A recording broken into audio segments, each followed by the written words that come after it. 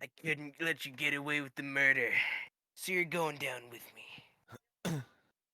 Well, that was a cold open with zero context. But you know what? It works. It works. I'm rolling with it. All right. Welcome back to Korner K4, episode 66? 67? Episode 65? 66, 67, something like that. Maybe you guys could end up on Route 66. Unironically. Oh, this is true. Because you're going through that part of the country at some point. But that's Oh, a far cry. Lightning Arcs? Bro, Lightning McQueen arc. Ka-chow. Kachiga. Anyway, I am your host, Kevin Corcus, joined today by the Imperator, playing Cairo Zetsubo, who is also playing Nem, who is also playing Kyle, who's also playing Xavier, who's also playing Oy. It's all one mask. It's all me, baby. It's always has been. Yeah, and last time on Dragon Ball Z Kai, I'm just a really great voice actor. Yeah, for sure. And the times are like multiple people talking at once. It's just like a loop, like audio layering that I'm doing in the background. All these are pre-recorded lines. He actually does edit his videos. that's the ultimate plot twist. Man, I wish, huh? Anyway, enough about effort. Last time, our group of mercenaries left their home in Ryanstown behind. They traveled south, encountering some interesting sights along the way, including one place that claimed to have the world's best ribs. Yes, there was a diner that claimed had the world's best ribs. The group encountered a rather aggressive young gentleman, will I say gentleman lightly, and his girlfriend, who caused a scene at the diner before being, I want to say intimidated, but I think it was more like creeped out by people offering him mints very aggressively. And, mints. Yeah, mints. Take the mints. Yeah, the group also bore witness to what can only be assumed as a mob execution on the side of the road. And there were some tribal nomads in the beginning. And then at the very conclusion, our group made it through the wall into Atlanta. And it never really described what Atlanta looked like, because they didn't know what Atlanta looked like last week. But I do now. So Atlanta, based on its real-life nickname, is called the City of Trees, because it is a very, well, in real life it isn't necessarily, like, particularly eco-friendly, but in K4 it is especially eco-friendly. It's all about, renewable energy, solar punk, so, like, the buildings are covered in these, like, planter boxes and garden boxes, and there are vines, and there are lines of trees that edge all the different roads. There are big parks, and everything is very clean, and it's all very nice and pretty. And then there are solar panels everywhere, and like wind turbines, like out on the countryside on the mountains, because Atlanta has, I think, like doubled in size, something like that. Well, the whole metro area is doubled in size, which means it now encompasses parts of the Appalachian Mountains, and also the town of Blue Ridge, which is a real town. And that part is like the industrial section of the city that nobody likes to go to because it's like poor and gross and smoggy and like Ryanstown. But the rest of the city is like really clean and nice, and like there's not a lot of crime that goes on in Atlanta, unlike the real world. And, it's actually pretty nice, considerably nicer than any of you are used to. Well, maybe not bonus, but the rest of you, much nicer than the rest of you are used to even being around, because you can breathe, and your masks don't, throw up air quality alerts every 5 seconds, because there's so many trees, and like real trees and real grass and everything, and that's like unheard of. So this is like completely like culture shock to us. Yeah, and like if you go look into like Pinterest and you search like solar punk, That's what Atlanta looks like. You know, the Yeah, super big, like modern architecturally, like twisting, winding buildings with like the greenhouse and the roofs and stuff like that. that's That's what Atlanta Georgia, looks like. or Yeah, that's Atlanta. that's Oh Atlanta. wow. Yeah, this is a very pretty city. It's only this pretty because all the gross stuff has been shoved into the mountains, and they all the Wow. mountaintop section, the mining projects. That's where the poor people go, and the rest of the people that are law abiding and normal people, they are down in the valley where you guys are, and that's where everything is super nice. And like there are like actual animals flying around, like birds, and you can see So like squirrels and stuff. wow. So Yeah, as we roll into the city, Cairo like switch his helmet back and like actually have it off and like just take a deep breath of the air and then cough violently because he's not used to pure air. but yeah. This is. I mean, the area outside of the super cities on your trip was roughly this clean, but it's actually probably cleaner in the city limits because of just how much, like how carefully manicured everything is. Because Atlanta's, shall we say, patron corporations like to make sure that it looks as nice as possible. Huh. So there are like street sweeper robots, like bus size like drone street sweepers that clean out garbage cans and clean the roads and everything. There are like little hover drones and like helicopter drones that will Yeah. like trim bushes and like water plants along the rooftops and stuff like that. And it's all I don't know. It's all There's Bro, drones that utopian. there's drones that when they sense a homeless person, they pick them up right by the scruff and carry them off to the mountain mines. Yeah, yeah, it's like a net gun. Yeah.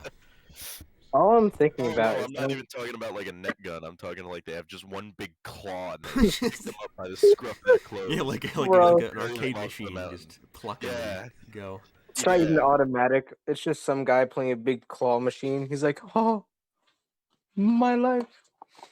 I will say Oh, though, you gotta be quicker than that. Oh.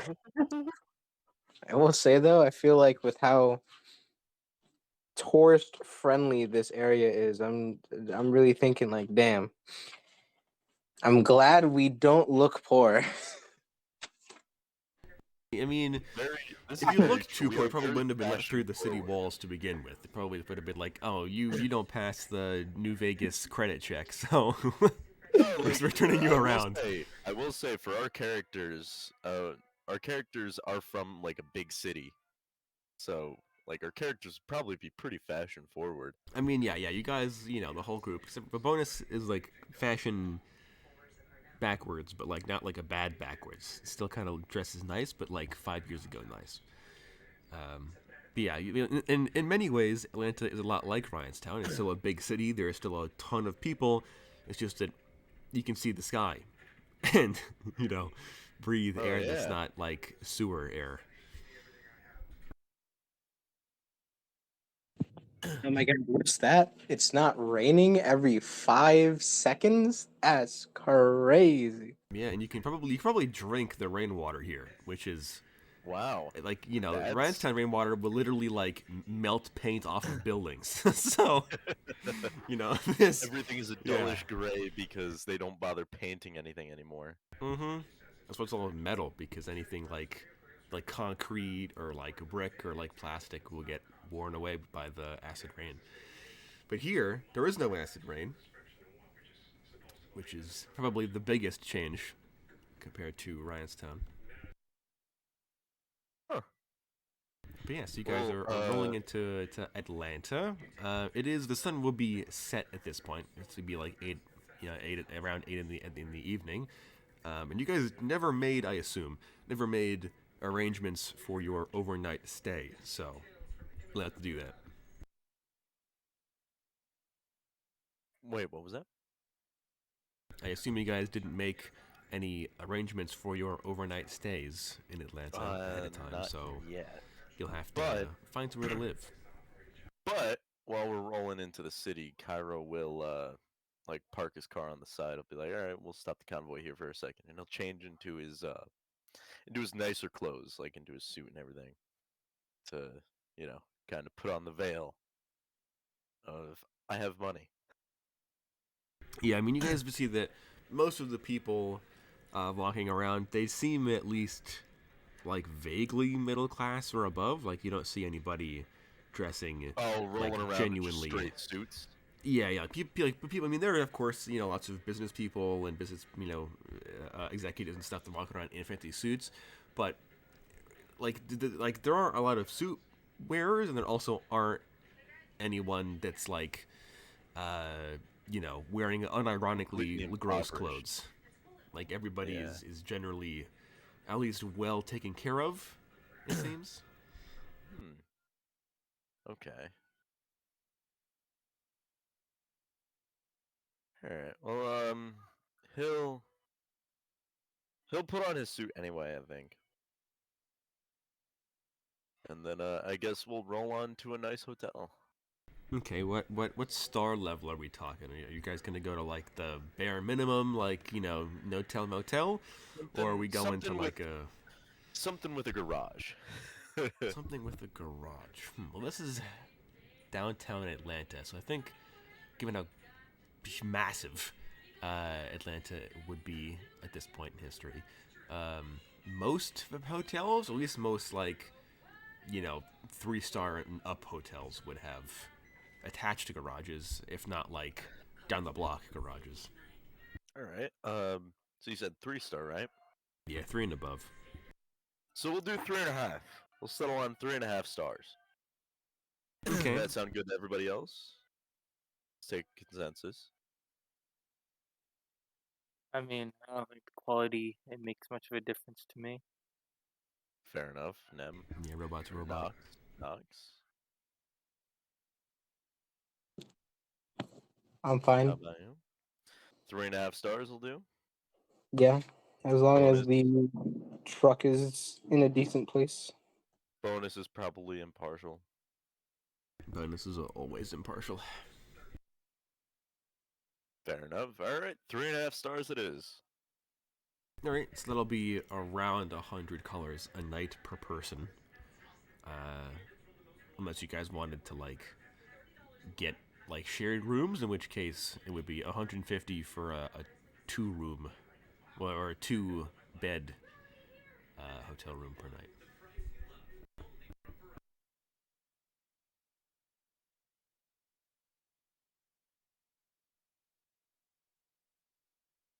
All right. I don't see why we can't share. Saves on money. Oh, rooms? All right.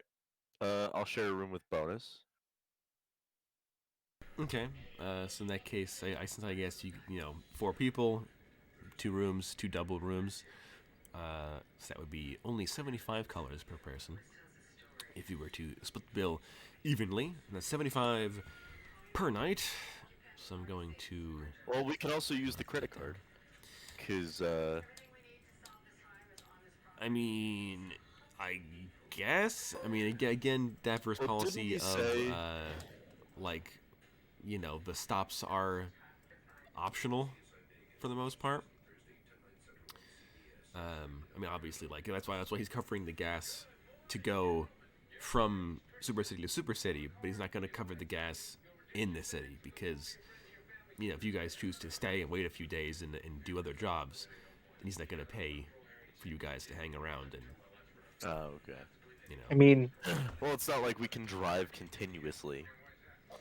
Well, yeah, but you get Okay. Dapper's point. Yeah.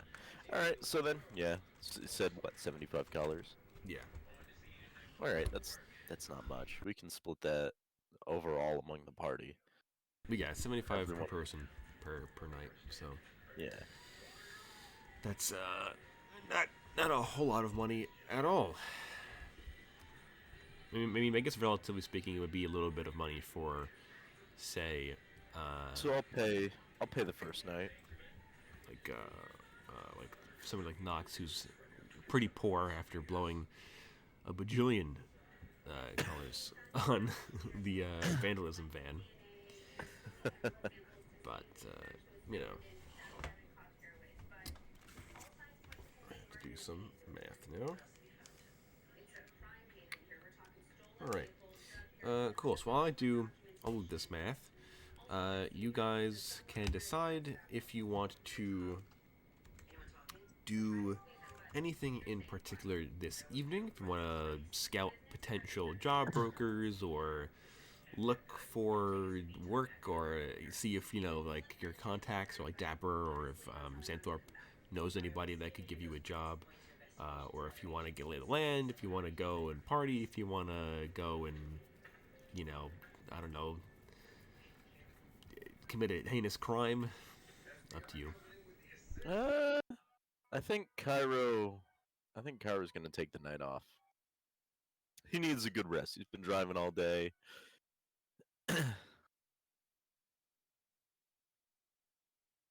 That's fair. I'm What time assuming of you day got. is it?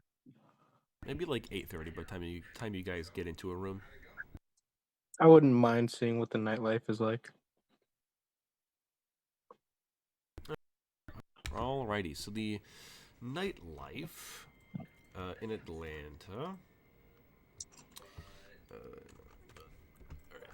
So the nightlife in downtown Atlanta, or rather like the sort of, I don't want to say valley, because Atlanta is still actually a pretty high altitude compared to most cities, but the sort of valley-ish Atlanta, where you guys are now, the nightlife is pretty, I don't want to say exclusive, but expensive, I suppose, would be the more operative term.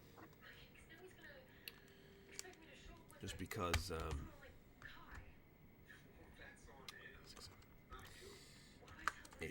because most people here make a fair amount of money, so the clubs and stuff are pretty expensive, and the stuff they offer is pretty expensive, and all that.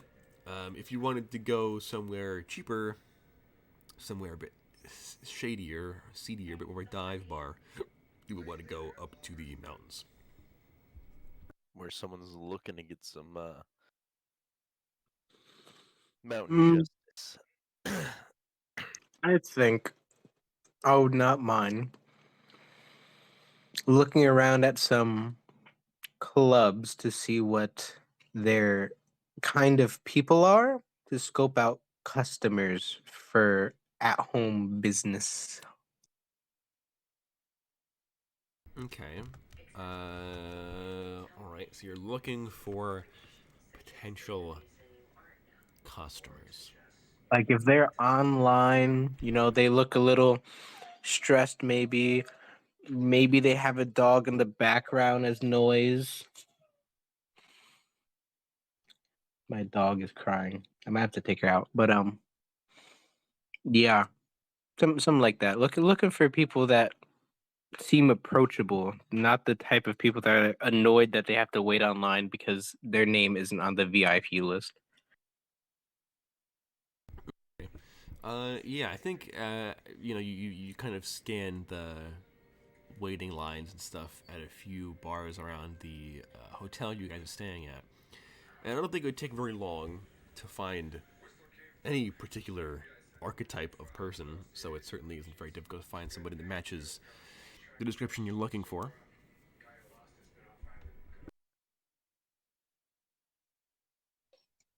Okay. Then I shall approach said person on the line. No Okay. talk. Stop. Come on. I'll walk up to them. I'll be like, "Oh, hey, how's the night for you so far?" And like, if they're a guy or a girl, I'll be like, "Sir, ma'am, robot." So I guess that is something that you mentioned robot, something I haven't brought up yet. Almost nobody in Atlanta has obvious chrome, and you guys pick up Oh, on that immediately. Like nobody's flashing bionic arms or bionic legs. Nobody's got like crazy metal spikes coming out of their head instead of like hair or something like that. Like almost everyone is either very minimally chrome, or they might have like an eye or like a brain chip cell phone or something like that. But most people don't seem to have any obvious chrome at all. Oh, that's interesting.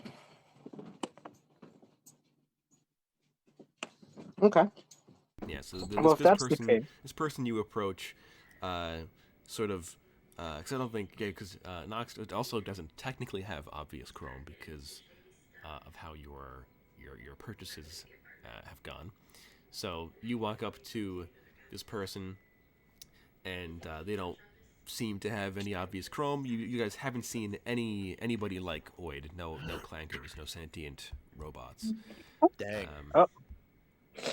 Just because they're racist here. No, everybody's racist everywhere. But Atlanta is one of the hotspots for purists who are anti-chrome, like pseudo-religious movements.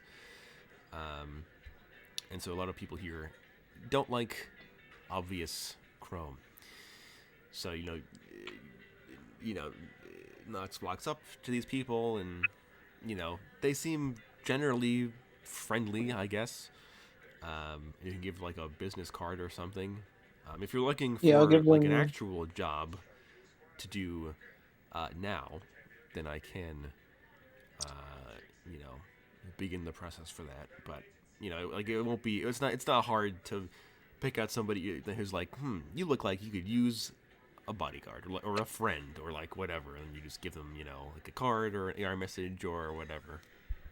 Yeah, that's the spiel. I'm going around for like an hour or two, just picking up people. Getting some information to see how the locals are, see how they act towards just someone approaching them. Okay. Yeah. So to kind of cover more of Atlanta's cultural differences between here and, say, Ryanstown or Chicago, um, Atlanta is, as I described last time, considerably more, shall we say, pro Second Amendment than even somewhere like Ryanstown or Chicago is. Because even though there aren't amendments anymore, because there is no constitution, there is still a weapons industry. And the rule in Atlanta is you can stay strapped or get clamped, as the kids are saying these days. And pretty much everybody is either open carrying or concealed carrying. And by concealed carry, I mean like it's just like hidden by a jacket. Like it's not like people are hiding weapons in like bionic arms and stuff like that, or like laser eyes. It's just mundane, in a pant waistband or in a holster or underarm holster or something.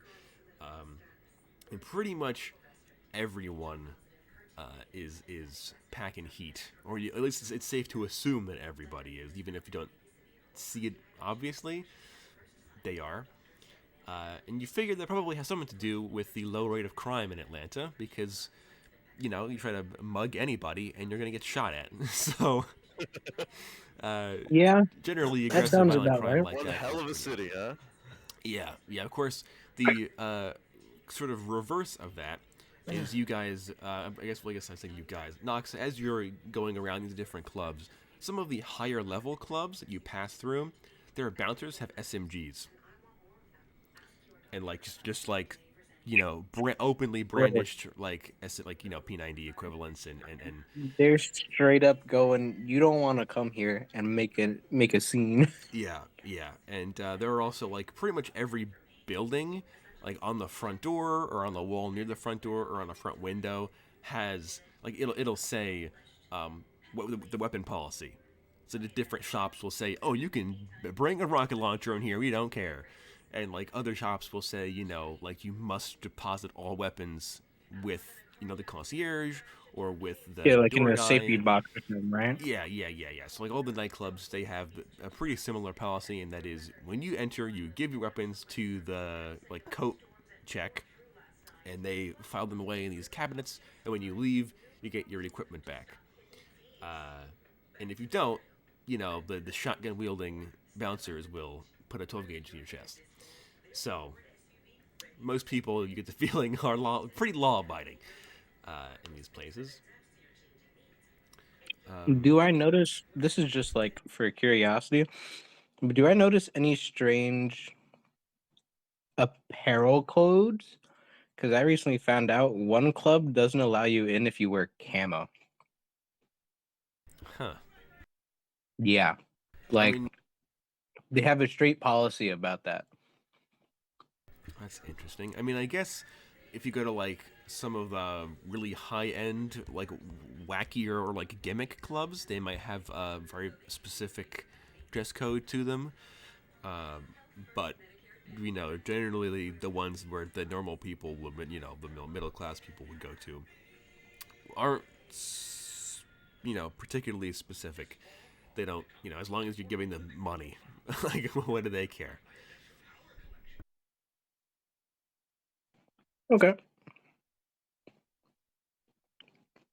I mean, in terms of how the locals act, I think people are generally a bit friendlier than Ryanstown because Ryanstown, if you say hi, so you're just gonna get like a middle finger in your face or a knuckle sandwich. Here, people will at least like nod, and you're like they'll acknowledge that you said hello, or maybe they'll say it back or something. If you approach somebody and try to start a conversation, they'll be polite in their southern drawl, their Georgian drawl. But you know, you still see like drunk people getting like beaten up and stuff for being annoying and being drunk. So big city, still a big city, but these people seem to be a little bit friendlier than your average Ryanstown citizen. All right. I'm satisfied with what I learned. After like an hour or two, I'd start heading home. I feel like tomorrow would be the big day to get a see what type of quests are around because we all need our rest. All right, so Knox drives all the way back home into Ryanstown and leaves the party behind. Yep. I take the truck with me. Oh, sorry. Yeah, he's like knock on Dapper's front door. It's like, sorry, man, we couldn't do it. We brought the truck back. Take my credit card, good madam. Yeah, take a day trip to Atlanta with you on my watch, or in my car. But yeah, so you can get back to the hotel, no problem. What about you, Mr. Oid? Are you going to go on a little nightlife adventure?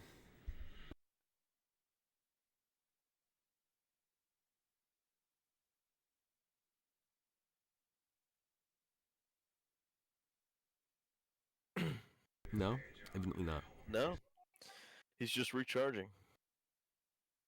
Makes sense. His new body does have a smaller battery than his prototype model body, his infiltrator body. So using both is pretty costly.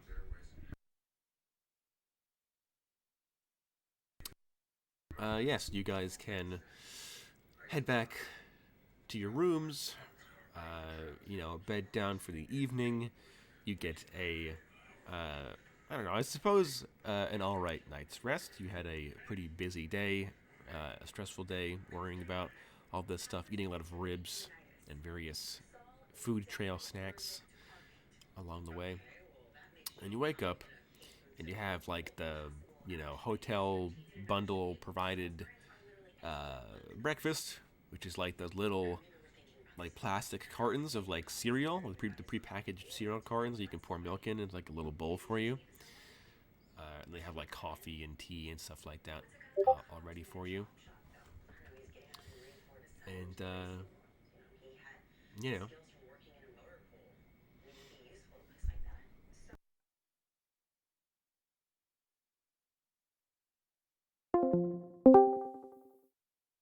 Oh, well, No, you were here the whole time.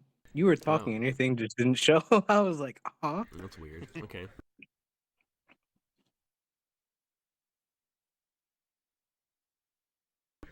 All right. So yeah, so you guys wake up, have your breakfast, ready to take on the day.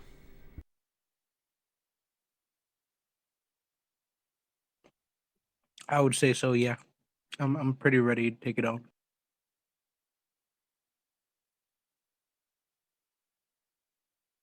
So my question then becomes, what do you guys do? so the morning has come. Correct. The sun is up. You can see the sky. It is not raining. There are very few clouds. Even it's very nice out. I think in our shared hotel room, Cairo will go to the window and draw the curtains open. Okay, yeah, you draw the curtains open. It's a nice, bright, sunny day. It is also considerably warmer here than it is in Ryanstown, as you might expect. Not quite as warm as it was in LA or Hawaii when you guys went there for the MDRR, but so kind of like I don't know, because it would be December in K4 time at this point, so it's like comfy outside in the 60s and the 70s. I think I'll get dressed for the day. Take Ankh off his charging, and see what's to do around the good super city of Georgia or Atlanta. I mean, there's a lot of stuff to do in the super city of Atlanta. Same stuff you can do in Rhinestone, and a little bit different too. I'm gonna look for a show with open Look spots for for a performer. Well, there wouldn't be any shows ongoing because it is like 10 o'clock in the morning.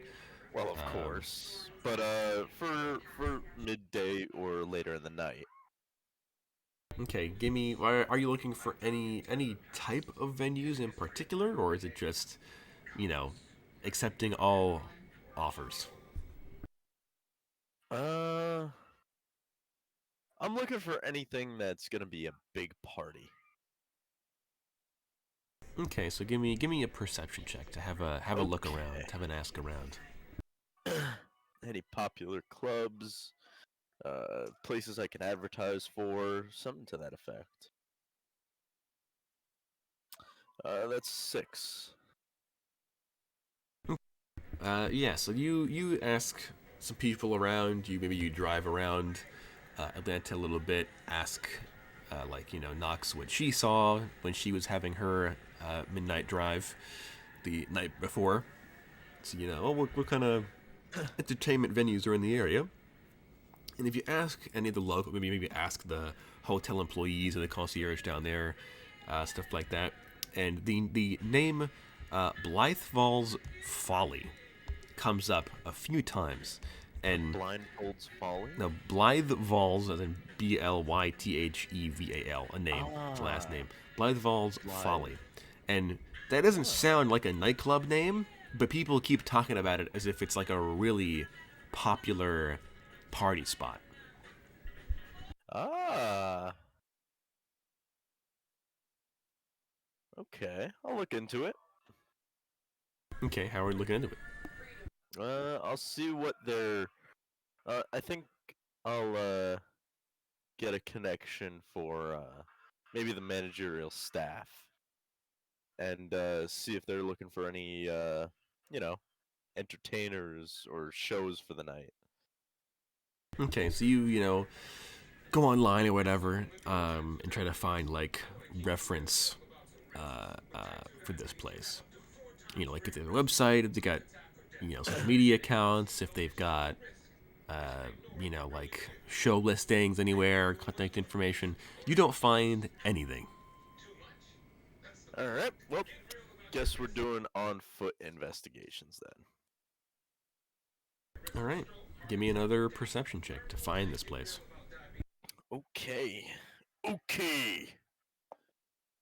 That's a 9. A 9. All right, so you ask a few Literally more right up the locals. block.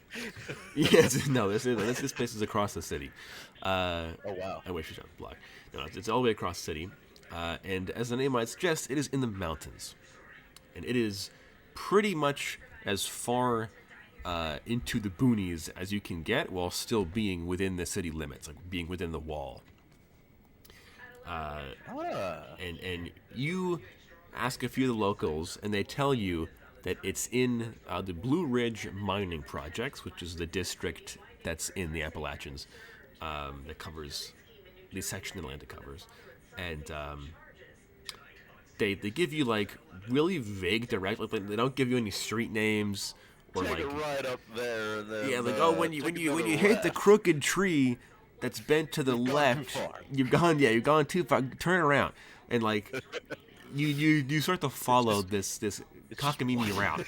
These people have led you on like a wild goose chase, and like by the time like, you hit the foothills, and you take this massive highway that connects the valley part of Atlanta into the mining projects, and it tells you to take this exit that like doesn't exist, and you're like, where am I going? So you get off the highway to the nearest closest exit, and then you like drive around for like a half an hour, and you find this like tiny dirt road that was on like the right off the highway that you didn't see because it's so overgrown with like bushes and trees, and there's no sign for it. It's just like dirt, like tire tracks in the dirt that drive off the highway.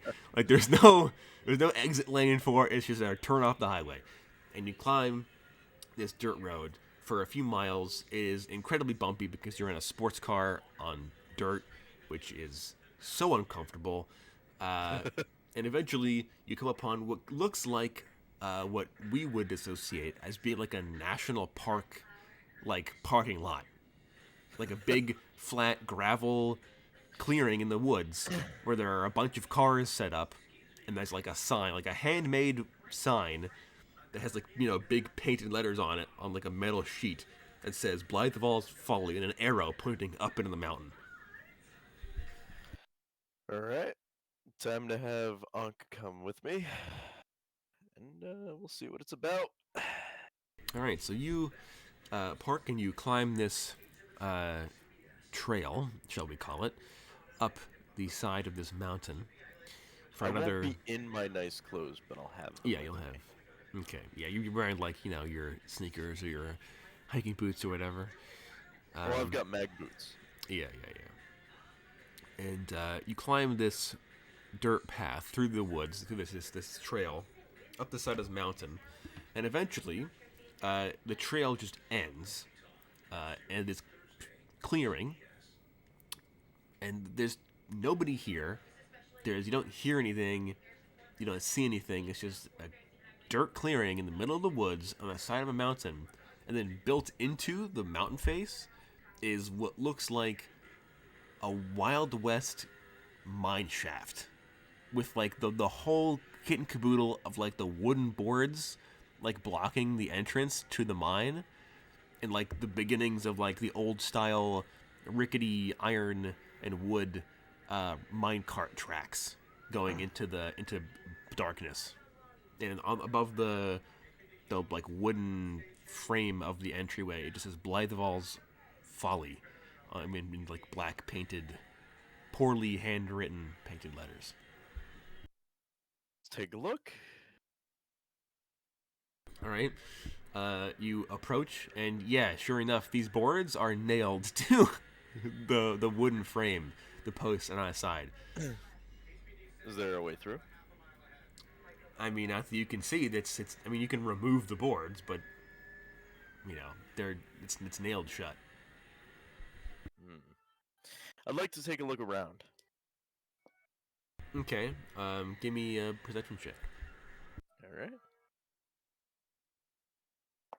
I don't want to go just pulling boards off of walls here. That's an 8, good sir. All right. Looking for anything in particular? Possible buttons, entry points, Okay. something along those lines.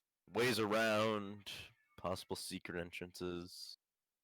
All right, so you don't see any buttons or secret entrances or anything like that. This place doesn't even register in the matrix. Like there isn't even like a Wi-Fi connection out here. Like it's so far out into the middle of nowhere you are. So in the boonies, that the Yeah. boonies are nice. Mm-hmm. And you're looking around and you're peering through this incredibly thick, untamed forest on this mountainside, on this ridge, and you look up in the trees, thinking like, well, maybe there's like a button hidden in like a branch or something. See, there are security cameras tucked in the tree trunks of some of these trees that are looking towards the mine shaft entrance. And they're looking at you. I'll wave at them. Okay, so you wave at them. And a couple of minutes goes by, and like you hear like what sounds like jingling coming from inside the mine shaft, and you hear like a growly voice like cough, and, like clear his throat. So it's like we're closed. Well, I'm well aware of that, but I just had an inquiry to make. Like, all right, I can do that. And like you see like, because the light penetrates like a couple of feet into the mine shaft. So you see this like pair of really old, mud-caked, dusty leather boots step into the light, and then this pair of calloused hands like grab the boards and with like a hammer starts peeling the nails out of the boards one by one, and starts taking the boards off of the entryway. So that is. So that Yes, is that is the entrance. It's just that's how he closes up shop every day. Is he nails the mine shut. And he after he removes these like 4 or 6 big planks of wood, and he sets them down against the stone in the tunnel.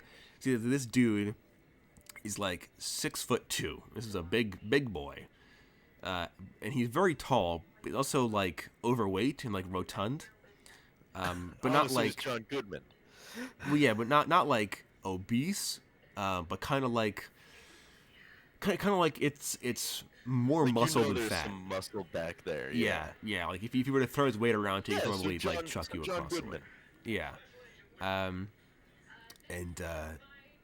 This dude, it's really strange because he looks like he could be a handsome guy if he lost more weight and like dressed well, but instead he looks like the face of a model has been slapped onto like a hillbilly woodsman's body. Like he's wearing the whole like denim overalls, Got the scraggly like beard and work everything. boots, the scraggly beard, the unkempt like dirty brown hair, and he looks at you, and he has that like Master Candy accent from like Django Unchained, the very like aristocratic Southern, really slow Southern drawl, which again strikes you as very strange, not only because you're not used to hearing these kind of people talk, but also Right, because yeah, I'm not used you to don't hearing the figure a drawl. hillbilly who probably ate like a crawdad for breakfast, even though those are in New Orleans.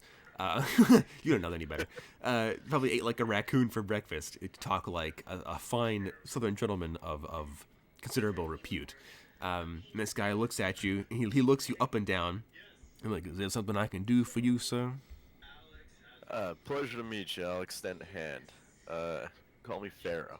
I was looking into doing a venue around here, and well, I heard nothing but good things about your establishment.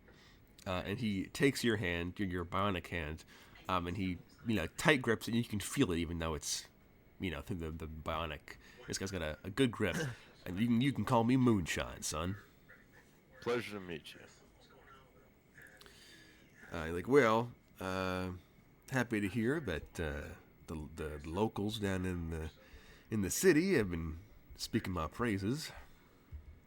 If you'll allow me a moment, I'll show you some of my work, and I'll show him some of the sold-out shows that I've done. Okay, and you see that he like takes out this like pair of like librarian level like AR glasses that he puts. Oh, like the over his tiny nose. little glasses. Yeah. And they're AR glasses, so you see that he's watching your shows with through these tiny, tiny He's lenses. doing like the squinted vision and everything. Yeah, he's like squinting and looking at him, and he's staring off into space for a couple of minutes, just standing there, not saying anything, not doing anything. And as he's standing there, going over your like, mixtape, basically, you hear this like this jingling sound again, coming from deep into the mine, and it is pitch black down there. By the way, you have no idea what this guy's been doing down there, but it's there's no lights on. Like, you don't know how you got to here, but it's pitch black. You hear this jingling, and eventually this like I'm talking like 4'9", incredibly ancient man who looks like just imagine the most stereotypical prospector from the Wild West character. This Super ancient long man. beard. Yeah, beard down to thinning his white down hair. down to his chest. Like super skinny, super short, wide brim hat with like a bunch of holes shot through it. And he's got like dusty yellow boots, and he's wearing like what looks like old Wild West like chain gang ankle chains, but like they're snapped in half. So they're dragging behind him, and he's got like a bunch of teeth missing and super crazy eyed. Like, what's going on out here, Sonny? And he walks up. And he has a pickaxe over his shoulder. Yeah, he's got a pickaxe over his shoulder, and he walks up to Moonshine, and he like tugs on. Because this dude's like twice as small, like half the size of Moonshine. Right, yeah. And he walks up and he tugs at Moonshine's like overalls. And he's like, "Oh, what's going on, Sonny? We're not supposed to be open yet." And Moonshine looks down at this prospector, and he's like, This fraction of a man. and he's like, and he kind of like, literally like you would shoo a dog, like shoos this guy back into the mine shaft. He's like, shoo now, get on there. You're not supposed to be out here this time of night, or this time of morning. This time of night. No, he actually says this time of night. This time of night, and it's 11 o'clock in the morning. This time of night. And then he turns back to you, and he's like, Don't pay him no mind, friend. That's my great uncle. We call him the Prospector for obvious reasons." Oh, he seems like a pleasant fellow. He is as dumb as the rocks he likes to chew on. I impart no judgment on others. And which like gives you a look that just communicates that you might not judge us now, but you will. Like, how low can your standards go, Yankee? You know. You'd be very surprised. Yeah. And he kind of like takes his tiny glasses that look even smaller on this big dude, and he folds them really tiny, and he tucks them into like the front pouch of his overalls. Like he folds the sides in, and then he Yeah. folds those The middle sides again. in. Mm-hmm. Yeah, in the middle. Like And it's then like tucks them into, a like, single his- square inch size little neat package, Yeah. this cube of sunglasses that he tucks into his pouch. And looks at you. I guess give me a charisma check. See how well you persuade this dude. All right. That's a 7. A 7. And he's like, "Well, I think I might have some kind of opening for you. Not too used to having outside talent around these parts, so I think it might be good for everyone to hear something new." Of course. Is there any kind of music in particular the locals prefer? I'm like, "Oh, we play everything around here. We play country, rock, Country. country, Baroque, classical music. We love Beethoven out here. And also industrial EDM. Ah. Oh, and Nightcore. The kids really like Nightcore." All right. Well, how's this? I propose a fancy dress night. I'm assuming you've heard of Art Deco. I'm like, "Oh yes, the Deco district. I do believe that is a proclivity of the more Yankee persuasion. I'm afraid us down here, we don't remember the Roaring '20s quite so fondly." Ah, understood. Well, a fancy dress night couldn't do much harm, and well, some good old city EDM could prove to shake things up a little bit. And you're like, "All right, sounds like a fine plan to me there. Why don't you come on back down here later tonight? Say 6 or 7, and I can show you around once everything's been cleaned up and we open for business." Sounds like a plan. And he nods, and then he just turns around, grabs a plank, and starts nailing it back into place. I love I'll whistle for Ankh and start on my way back down the hill. All right.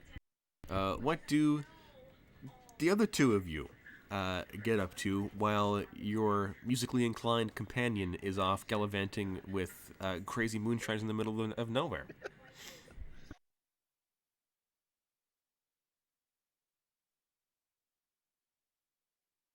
Let Xavier take the lead, you know? Javier is deceased. Never mind. So I I take will. the lead. Oh yeah, yeah, go for it. There you go. I was gonna say, I will say I take the opportunity to make some posts to my various social medias to inform some people who may or may not follow me uh, that tonight is going to be a one night special at this Country. bar. Okay, so all the rest of the group gets his notification too, I guess. One night only. I'm looking at the GPS coordinates. I'm looking at the route. I'm like, what type of fucking roundabout is this? Is this a roundabout? The fuck's a roundabout? Why are the coordinates underground? What happened? I didn't know they had tunnels in the mountains that allowed trucks to go into them, but okay. But I will, in fact, um, I wouldn't You know what I mind. just realized? Vendetta would also get that announcement. Yes, he would. hmm I will say, I would like to follow up on some customers I might have made night before, you know? See if any of them request my assistance, you know? Maybe there's like some lone woman or guy who's like, yeah, I guess I could use someone to walk around with, and I just spend the whole day listening how they almost like killed themselves. I'm like, yeah, uh-huh. That's oddly specific. It's the mobile therapist. I don't think I would talk to a jacked Amazonian woman bristling with weapons and tell her about my grievances as the introductory conversation. But you know, these are Georgians. Maybe they're different. Hey, they're more than just open carry, you know? I guess that's true. Down there, they wouldn't care that you're bristling with weapons. Yeah, I'd be like, you know, it's okay. There's a reason everyone's open carry. If you really want to kill yourself, you would have tried to rob someone long, long ago. Or you would have just shot yourself, you know? That too, but you know, that's like a pussy way to go out, honestly. I mean, At hey, least people have Suicide by some suicide cowboy. fight by off. cop. Yeah, suicide by cowboy or police fight. Come on, bro. There's no other way. Yeah. Okay. So you. Or Man. whatever like side quest you had set up that you want to like lead me into. But yeah, Well, that's I do what have a I do. protection job lined up, but I don't think you would have found that out just by like asking random people because it's kind of a specific circumstance. I mean, I also wouldn't mind just looking up on like the local papers, like, hey, a local grandma wants protection going to the supermarket or something. Local grandma needs help carrying groceries. Local Local Mima, grandma you needs know. help carrying 12 gauge shotgun back into house. Yeah, you know, maybe she bought like the extended stock plus barrel and she didn't Bro, realize how big it really was. bro, grandma has purchased an elephant rifle and cannot carry it into the house. Yes. So I would like Old to, Mima needs help with her lock, stock, and two smoking barrels. Yeah. yes. So She's got whatever a you guy want to lead me cornered, and she needs into. you to shoot him for her. Mhm. Yeah, so whatever you want to lead me into, I don't mind. But yeah, I wouldn't mind doing some stuff like that. Okay. Uh, sure. Let me look at my secondary list for side quests, and we'll see Local if anything Mima looks tired of this shit. Mima, no, you don't understand. It's not you, it's them. local You had the grandma. best macaroon. macaroni salad at the venue. I promise. Local grandma too good at mahjong to die. That's Chicago. That's funny. No, here they're good at backgammon. Here they're good at dynamite fishing. That's Kentucky. I mean, I think with moonshine, you wouldn't even need dynamite. Just chuck the bottles of actual moonshine and they explode on impact. Practically nitroglycerin. Understandable. Yeah. Let's see. This is all okay. Any local mimas in my area? Bro, new dating app? Sure. Sure. I'll just improvise something. How about that? Who needs preparation? Who needs preparation when it comes to mima? Yeah.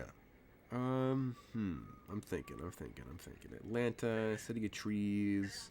I mean, again, there's not a lot of crime, so I don't know if there would be there's not a ton of people that are like going to be begging for somebody to like help Well, no, protect that's them. the thing, right? It's like fuck. She needs There's to not make a lot of fucking Georgia crime. peaches. That's it. Yeah, so what I was thinking, I was like, well, if I can't help people because they feel unsafe while carrying a 12 gauge, God help me if that's the customer. Um, then I'll just do some social working instead and be like those Japanese people who spend like time with customers.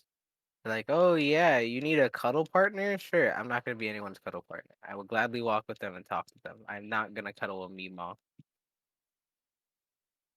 Wow, coward. Very, bro. I don't know what 12 gauge Cowardice. she's packing. Cowardice.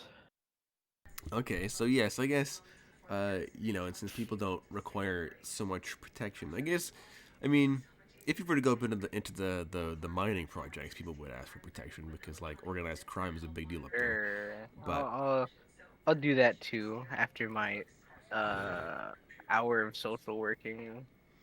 okay, yeah, so I'll say that you spend a while and like a couple of people reach out to you again, and like, oh hey, I was wondering if actually no, I know this is see, I'm good at my job. Someone needs you to go out to brunch with them and pretend you're their girlfriend. No, so somebody does ask you to join them to go to a party at a place in the mountains called Blytheval's Folly because he heard there's a really big party going on, and this guy has like really Oh, bad man. anxiety and doesn't want to go alone and look and be weird. Sure. I'll gladly go with them. And he'll pay you like $200 to Per hour. accompany him per hour. My God, he's not made Hey, of money. Hey, look, man. I'd say 25 an hour. Yeah, okay, that's I mean, you give like 200 for the evening, and he'll pay for your drinks too. How about that? Ah, Sure. he's sweet. He's Why a, not? a true Southern gentleman. A true Southern gentleman. He better have a 10-gallon hat. No, but he does have spurs. Is that all right? All right, Does I'll he have take that. cowboy boots though? That's Yeah, the question. of course. He's Yeah. got spurs I'll and they take jingle that. jangle I jingle. mean, hey, no, that's a pretty sweet deal. Dude, it's a pretty sweet deal. I'll take that. Okay. I'll like hit him up and be like, yeah, sure. Do you want to meet up earlier to You want the robo schlong on or off? Jesus? No. I will ask him if he wants to meet up earlier just to like deal with his anxiety. Of course, it'll be more money. But at least I don't have to meet him like 5 minutes before the venue and he's like, Yeah, I guess he'd be like, oh yeah, we could get like lunch or something. And like Yeah, sure, I'm talk down. over the details. Okay. Yeah, sure. So you set up this appointment with this guy for a few hours, and you go and you like have lunch with him, and he's like like lethally afraid of talking to people, and you know, he God, just doesn't want to be who weird you going to pray. a big party by himself. Hmm. And also, So, he does ask for a wingman. He needs some He needs Some help. assistance So, getting the you ladies. come around Yeah. here often? yeah. And this Lovely guy, weather we're having. Ain't yeah, it? because this guy feels like, because you know, being that you guys He's are in the essentially you're essentially a hooker to him, like at this point. Like he's paid you to spend the night with him, but not in the way that you Yeah. normally you would hire someone to spend the night with him. not in the Xanthorpe way, yeah. Exactly. But yeah, I think this guy, he's like a young dude, early 20s, and because you guys are in the deep south, and because you know everybody's so pro gun and everything, like Don't tell me I got the one guy without a gun. well, he does have a gun. It's just not very large, and he's not very good at it. And this guy seems that he's not he Put it doesn't really this way, seem to. Everyone around here is packing 50s. This guy's packing Yeah. 20. Yeah, like this guy doesn't seem to really fall into the same category of like super macho cowboy wannabe that like a lot of the, you know, manly men, you know, the bad hombres like to subscribe to, even in the year 2100. I mean, God, he doesn't even have his 10-gallon hat yet. He doesn't. He's not barely cool enough. legal. He hasn't earned his 10-gallon hat at the family barbecue. All right. He was deemed unworthy of the 10-gallon. He has a 5-gallon instead. See, now if he bags you at this party, then he'll gain some respect. Well, he's asking you to help him, like come across to like, you know, other people his age at this party as cooler and like, you know, more macho and more like hip with it and more How interesting. old is this guy? Like 20. All right. Now imagine how it would look to anyone else in this party if he bagged a city chick with some pretty hip cybernetics. If he bagged bonus. God, imagine. Cursed. Everybody accepts him more as gay. God, in Georgia, that'd be I didn't mean like this. It's like, well, I had to, you know, you had to get something. Yeah. Wow, I can't believe that every single woman there rejected you one after the other. Impressive. You told him I was gay. Well, Look, you man, weren't I'm sorry. bagging me, so. Yeah, look, man, I'm sorry, my gaydar went off. You just can get I off those say? vibes. Sure. I'll like meet up early with him. I'll dress nicely. You know, I'll see how skittish he is. Be like, He dresses like a dollar store Doug Dimmadome. I'll take it. You really shouldn't, but okay. I'll take the job, not him. Okay. Yes, you. But take the job. yeah, sure. I'll be like, okay. I look at him and I go, let me get this straight. So you want to bag some women, but you're looking like this.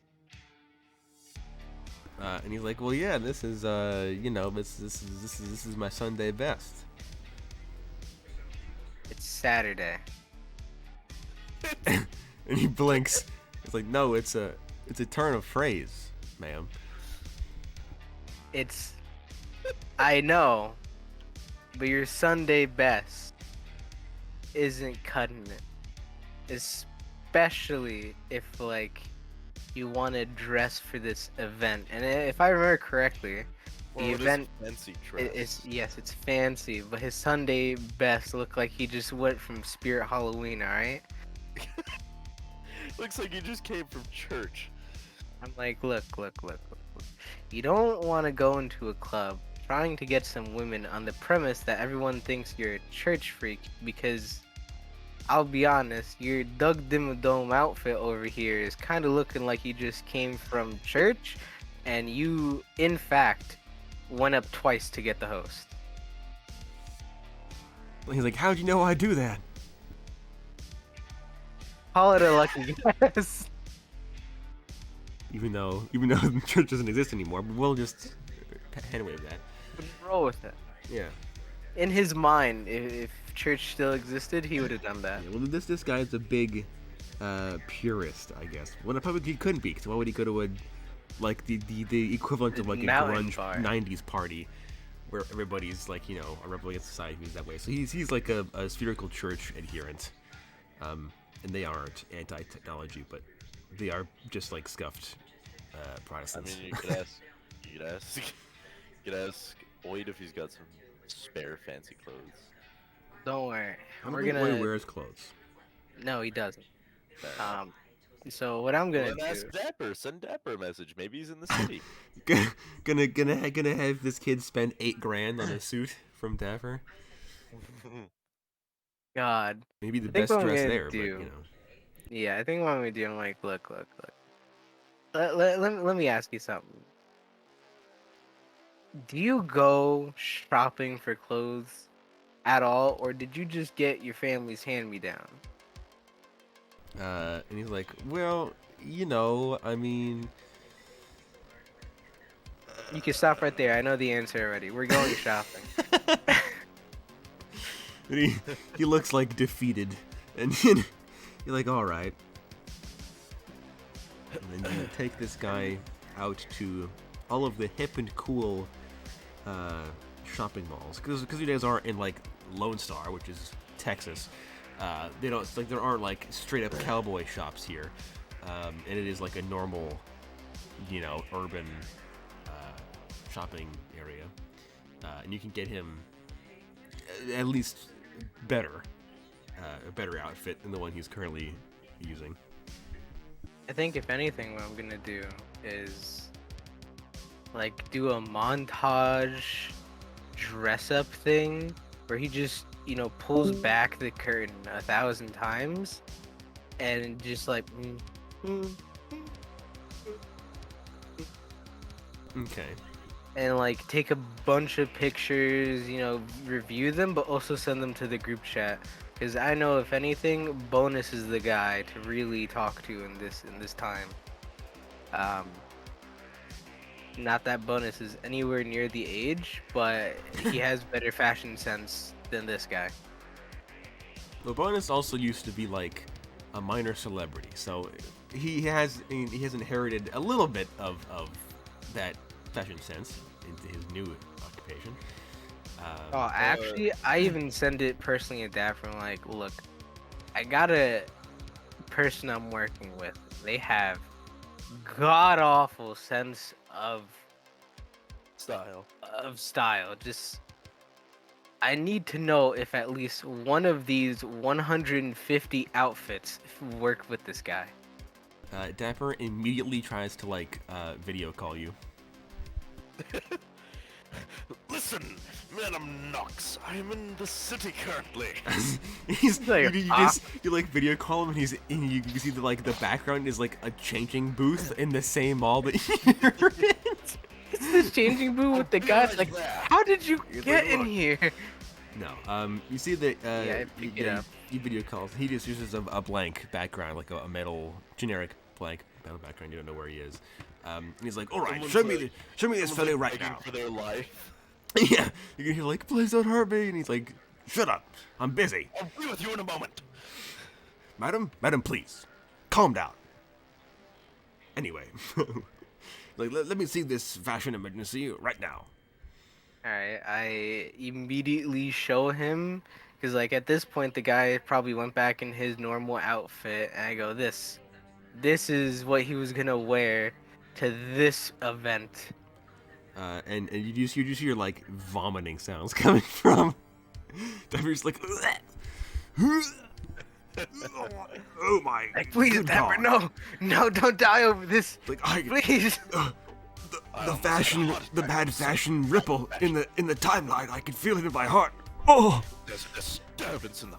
there's a disturbance. There's a disturbance in the style verse. Oh. And he's like, Is good this Lord. over some vocals too? I assume. I mean, Oh, 'cause I was mean, if gonna it's say, over, I'll add Goose to this. Like, Just four-way get call.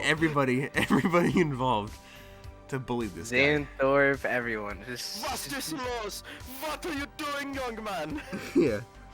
You're going to a party like that? mm-hmm. Yeah, and Be Dapper, like, Dapper "Oh." will give you like peak, like I think Dapper, like as soon as you're like, all right, where are you? And you tell him like, oh, we're in Atlanta. He'll be like, okay, their current style is this, and this. Pick one. And then Dapper will like look at the kid's face and then determine which of those styles would like look best on him, just from like a quick, a headshot, like a mugshot of this guy. And like, all right, try on that one, and this, and that one, and that, and then like 20 minutes go by, and all of a sudden, this very traditional church altar boy guy looks like, your average Hollywood superstar. I go, wow, would you look at that? See, that is what you look like if you want to pick up chicks at this event. Not like you double host at a church event, alright? Then you just feel Dapper's sense of like satisfaction through the digital video call, and you're like, fashion crisis averted, my work here is done. And then he hangs up. The timelines are secure. Yeah. The disturbance has been quelled. Good day. And then he hangs up. I go, whew. It's great. The And guy then- you're working for is thoroughly intimidated. He has no idea what just happened. Well, what? You just got dressed by the most deadly dressmaker known to man. I think if anything, I'm just be like, yeah, that was just my friend. He's very Very Good. fashion forward. he's very handy with fashion. And yeah, so you get these guys' clothes. He looks like at least maybe like $1,000 instead of like $5 and a goblet of wine, which is another church joke. How many can you put in this in one episode? Find out. And yeah, he looks a lot better. I mean, he's walking the walk, but he can't talk the talk. So you Yeah, still that's the have to next work thing on I that. do. I call up Xanthorpe. Just pull the whole party together to get this guy in fit shape. You call Flavius. Like, hey Flavius, how do you pick up Oh, women? yes, I do. Oh my God, here's You're what I so do. funny. I first call Xanthorpe, right? Give me Flavius's number. No. I call Xanthorpe to be like, hey Xanthorpe, I need I need your help with something very drastic. It is life or death for this customer that I have. Okay, so you call Xanthorpe and he answers, and you can tell immediately from like the background of the video call and like the noise that he's at like a rooftop party in Las Vegas. Like he's because he took a jet to Las Vegas. He's already there, and he's having the time of his life. And you call and he's like, "Oh, what's up? Oh, you guys haven't gotten here yet. Oh, you're doing a job for somebody? Oh, okay." Yeah. So imagine you yourself, Xanthorpe. You get invited. No, you get a notification that this big event's gonna come up, right? And for some reason you're just not feeling good anymore, Xanthorpe. You lost all your zest. You lost all your prowess in Your picking up mojo. chicks. Your mojo, yeah, and now you're just an anxiety-ridden wreck that can't even talk to women normally, let alone another male. And he's like, "All right, you want to know what I would do to get my mojo back?" Yes. Oh, that's simple, baby. Yeah. They go, "I think that's pretty easy. You just do synth coke about it." God. I go, We're not Okay. gonna get this kid addicted to synth coke. I go, okay, Xanthorpe, stop pretending it's you now. and And you're a bland as bread Southern man. I go, just pretend you're this guy instead. He he can't even talk to anyone. He barely talked to me in the first 20 minutes of us meeting. Okay, and like you show this guy to Xantha. Xantha immediately is like, you had dapper dress him, didn't you? I go, Well, yeah. Great. I was like, yeah. Due to the event, I figured Dapper would be quite the handyman at this. And then Xantha's like, all right, well since you've already brought in Dapper, he already looks the part. Now we just got to get him to put his money where his mouth is, you know. Mm-hmm. And Xantharp will like give this guy basically like a You business exec's public speaking like course in like an hour. He should say, "How deep can your voice go?" And this Yeah. kid's voice goes down like 20 octaves. He's like, hello. I'm like, my God, Well, how you doing there? how you doing? Yeehaw. But yeah, so that's gives this dude Yeehaw. like We have like the whole store practicing in on it. yeah. Everybody in He's in just this doing like the shopping whole, center. whole presentation. Yeah, you like project Xantham's face onto like the wall of this like building, and he's like, "All right, kids, so I need you to do this and this, and when you're talking to people, I need you to do that and this, and then try to do that." And yeah, he gives him like a whole, you know, a speaking lesson, basically a coaching lesson. And then the kid seems pretty receptive, especially after he like learns who Xantharp actually is, because this kid has no idea who these people are. So at one point, like Xantharp mentions like, oh, once when I was giving a speech at so and so convention, and this kid is like, you're that guy, and he's like, yeah, and then like the kid has like an aneurysm for a minute. He's like, oh my God, sir, I always wanted to meet you. Your Like, yeah. treatise on logistics for Hermes last quarter were so good. To the T.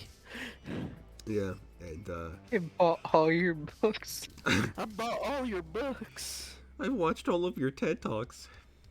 And Xantharp's like, all right, yeah, well, then you should know that what I'm telling you works. And he gives this kid some advice. And, it's the kid seems to be receptive. He's feeling like $1,000,000.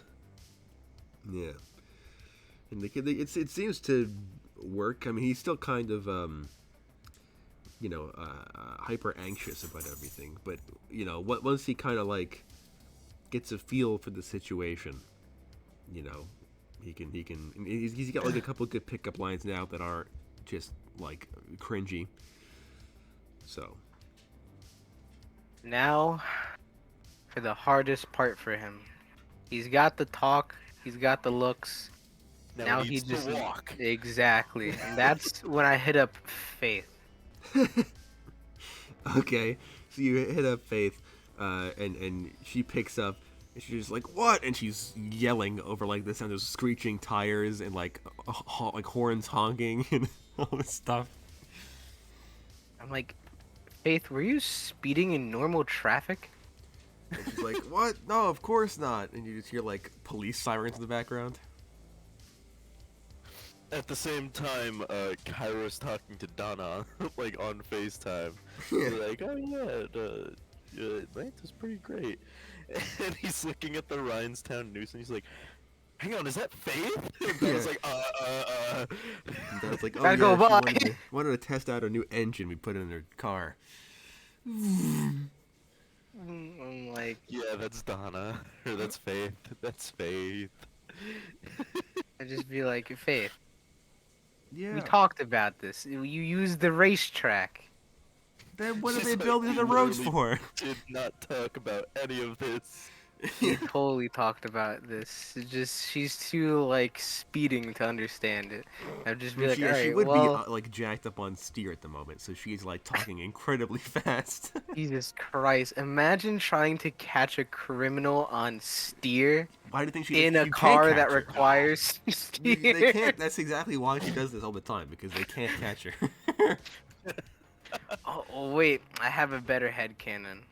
You see, that's how they test Ryantown's KPD. They just have them race She's MDR. currently in the test. Yeah, they see if they can like catch Faith. No, that's the So- for sure the test for the the Hyperway patrol troopers because they have MDRR level cars. Oh So yeah. their Wow. test is can you catch Barry Bullet before he got melted? The answer is yes Oof. because he's sludge. But what I'm gonna do, I'm like, I see it's a great time right now, so here's what I'm gonna need you to do. I'm gonna need you to eventually call me back in like 20 minutes when you're not doing the weekly tests, and I'm gonna need you to teach someone how to dance. Okay. So you like initiate somebody to hit a dance. Just, okay, boop, hang up instantly. Just like no delay. Just Yep. just jacked up on steer. And I turn to the customer, and I'm like, you know, we spent like 3 hours together. I still have no idea what your name is. Man, you're gonna do this to me? All right. Pull up my name I mean, generator. The reason why I brought it up now though Hold is because on. hold He's on. a member of the Busey clan. He's not a member of the because if he wasn't, he'd be cool. His name No, he's a. I know, I got it. His name is Barney Orville. Barney's a good name. Huh, Barney Orville, you said. Barney Orville. Alright, Barney well, Orville. You gotta tell this guy, never introduce your first name, only use Orville. I'm like, okay. Call me Okay. Orville. Because I look at him and I go, now let me ask you, do you know why I said that? He's like, no. Alright, imagine if you were a woman, right, and you just slept with yourself. I know, crazy, right? And imagine you talking to your girlfriend. It's like, yeah, I just slept with Barney. He's like, what? I think I think it's an alright name. What's wrong with that? Yeah, but the hip, fresh women. I pat him on the shoulder. I'm like, Atlanta won't think that. I'm glad you have the self-confidence in yourself, because I don't. But if you introduce yourself he should as, give himself he should give himself a nickname. oh yeah, Give himself the name Bobby Orwell. People No. might not like a Barney, but they might like a Bobby. I text Xanthorpe, and I also text Dapper, and I'm in a group text with them. You know, we take a couple poses, pictures for Orville over here, and I go, all right, I need you to come up with a cool alternative nickname for this guy, because let me tell you, no one's banging a Barney. And like the two of them have like a very heated debate about this for a few minutes, and then You're just giving him an an alternative identity. yeah, so Yes. but these I mean It's a club. Dapper and Xanthorpe, but do you think Xanthorpe's real name is actually Xanthorpe? No, he made that up No. when he joined Hermes. Like it's all part of the individual brand. Okay, self branding, that's a real thing. I do it. You got to do it. And Dapper. His new name, Johnson. Yeah, I mean Dapper's real name isn't Dapper. Obviously, that's a nickname, and it's a cool nickname. And that's what people remember him. So him and Xanthorpe recognize the importance of self branding. So they have a very heated debate about what aspect of this guy of Orville they should base the nickname Focus off of. And they go back and forth between making fun of him being a Bible boy, and then His commenting name being Barney. yeah, his real name being Barney. And what would be? I'm trying to imagine this guy in my head and give him I'd say Sharp with an E.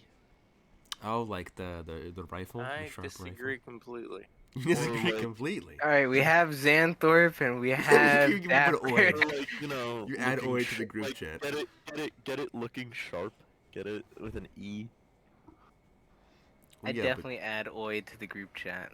But, I guess he'd be the expert. Well, the second of two, since Dapper's also an expert infiltrator. Donald. Donald. Donald's a better name.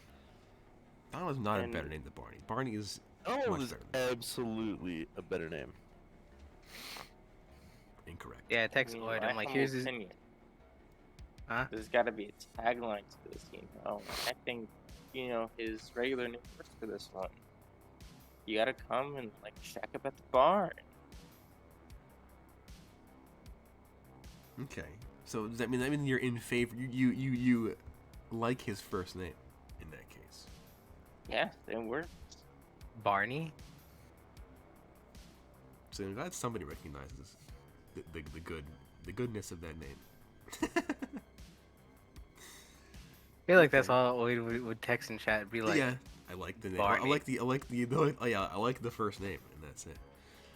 Just like yeah, it's like when the group chat's blowing up because two people are in an argument, and then like with the third person, just like something one text, and then the other two people are like, oh, what do you mean?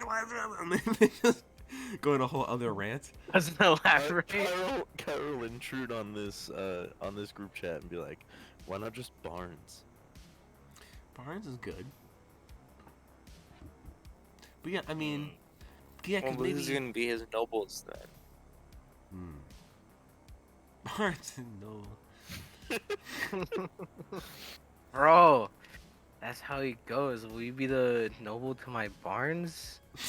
And then boom, you get the nerdy girl. Operation Barnes and Noble. He gets a nerdy girl at the club. Yes, at the shady mineshaft party where there's going to be a lot of nerdy women. For sure. Hey, it's a dress up nice, all right. Clearly, there's got to be like 1 to 3 bookworms in there. There will be some wallflowers. He's got this. There's always at least like a couple wallflowers, but they're also usually accompanied by like the super extroverted women, who are like intimidating and scary. But that's the point. Don't because worry, I'm they'll- more They intimidating. will tell those wallflowers. They will tell those wallflowers to shoot for the low-hanging fruit. Hey, my buddy Barnes over here is no longer low hanging fruit. He got personally He's trained. top shelf liqueur. Yeah. All right.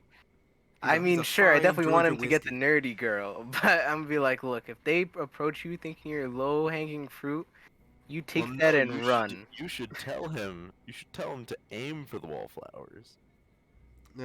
You gotta get a shoot for the stars till you land on the moon. Okay. Punch above your weight. I look at him. Right Shoot for the after stars to land in a tree. I mean, look, it's not better to land on the ground, isn't it? It is, yeah. I look at him like, all right, look. Now that we're waiting for your new identity and your dancing partner, instructor, whatever you want to call it, to be here. All right, I got an important thing to tell you. Okay, when we get to this club, all right, I want you to think of me, not as a woman you can lean on anymore. No. You must take that confidence that you had with your first name and run with it. You are your own man now. You got the looks, you got the talks, you're about to get the walks. You gotta shoot for it. You gotta look at a woman and go, man, I don't see a ring on her finger. Ain't no man putting an arm around her. Why? Because I'm that man. You're that No more. man. No more line dancing for you, Barney. All right. And that's when Faith calls back, and you see that she's like hidden the car under like an overpass, and he's like, "All right, so yeah, what did you want from me?" What I want from you, I want you to teach my good So old let's say buddy. some whack guys dissing your fly girl. Boy. Sexual style is he coated with the sauce? Is he coated with the sauce? So I go to Faith and I go, you see this guy over here? Well, I don't think he can dance, but if he can dance, it's definitely line dancing. And at the club we're going, well, there probably won't be line dancing. So I need you to teach him how to do a nice club dancing. You know what I'm saying? All right. Now, I also should note that Faith is absolutely the prettiest woman this guy's ever seen in his life. Because Faith is like preternaturally good looking because of all the mods she's got. So he immediately is just like internet dial-up sounds in his brain. As soon as he Just sees snap my her. finger. I'm like, hey, Hey, He's hello. like, jumping June bugs. What's wrong? What happened? She's across the screen, man. You don't need to worry about touching her hips, all right? His face glows red, like a Rudolph nose. I put my hand. I put my hand, my face. I go, Faith. We're dealing with more than just someone who can't talk, walk, and well, look the act. He's also a damn virgin. Oh God.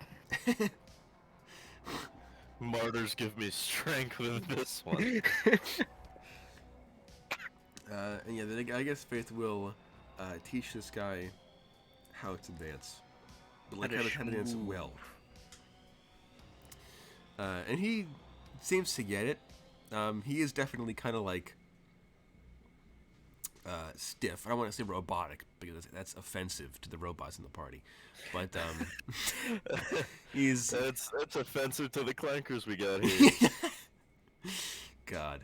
But yeah, so he's still a bit stiff, still a bit because like the deep south line dancing instinct is still strong, like he hears a single pluck of an acoustic guitar string and he snaps to line dance mode. But yeah, I mean after like a half an hour or so to an hour.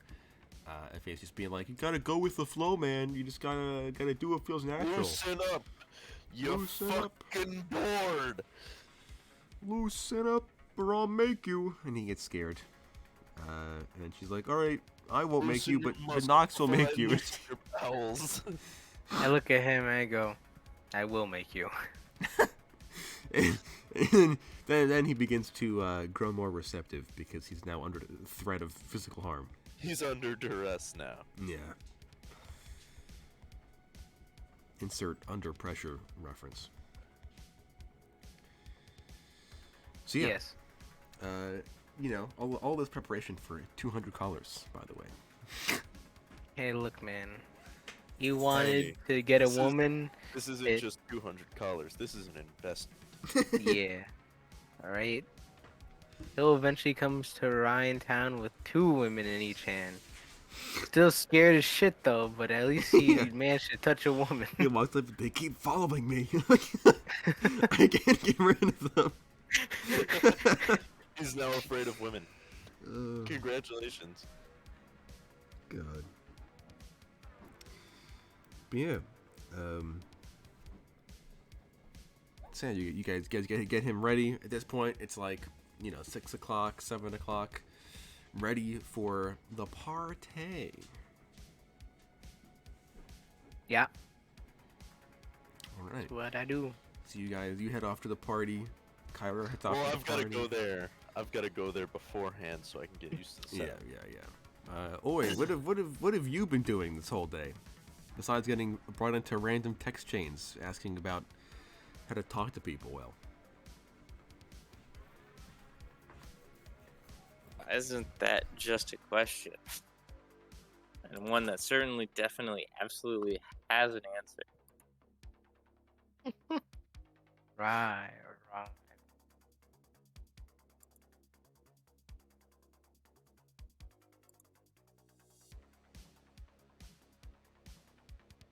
Now everybody's just as invested in this as you are.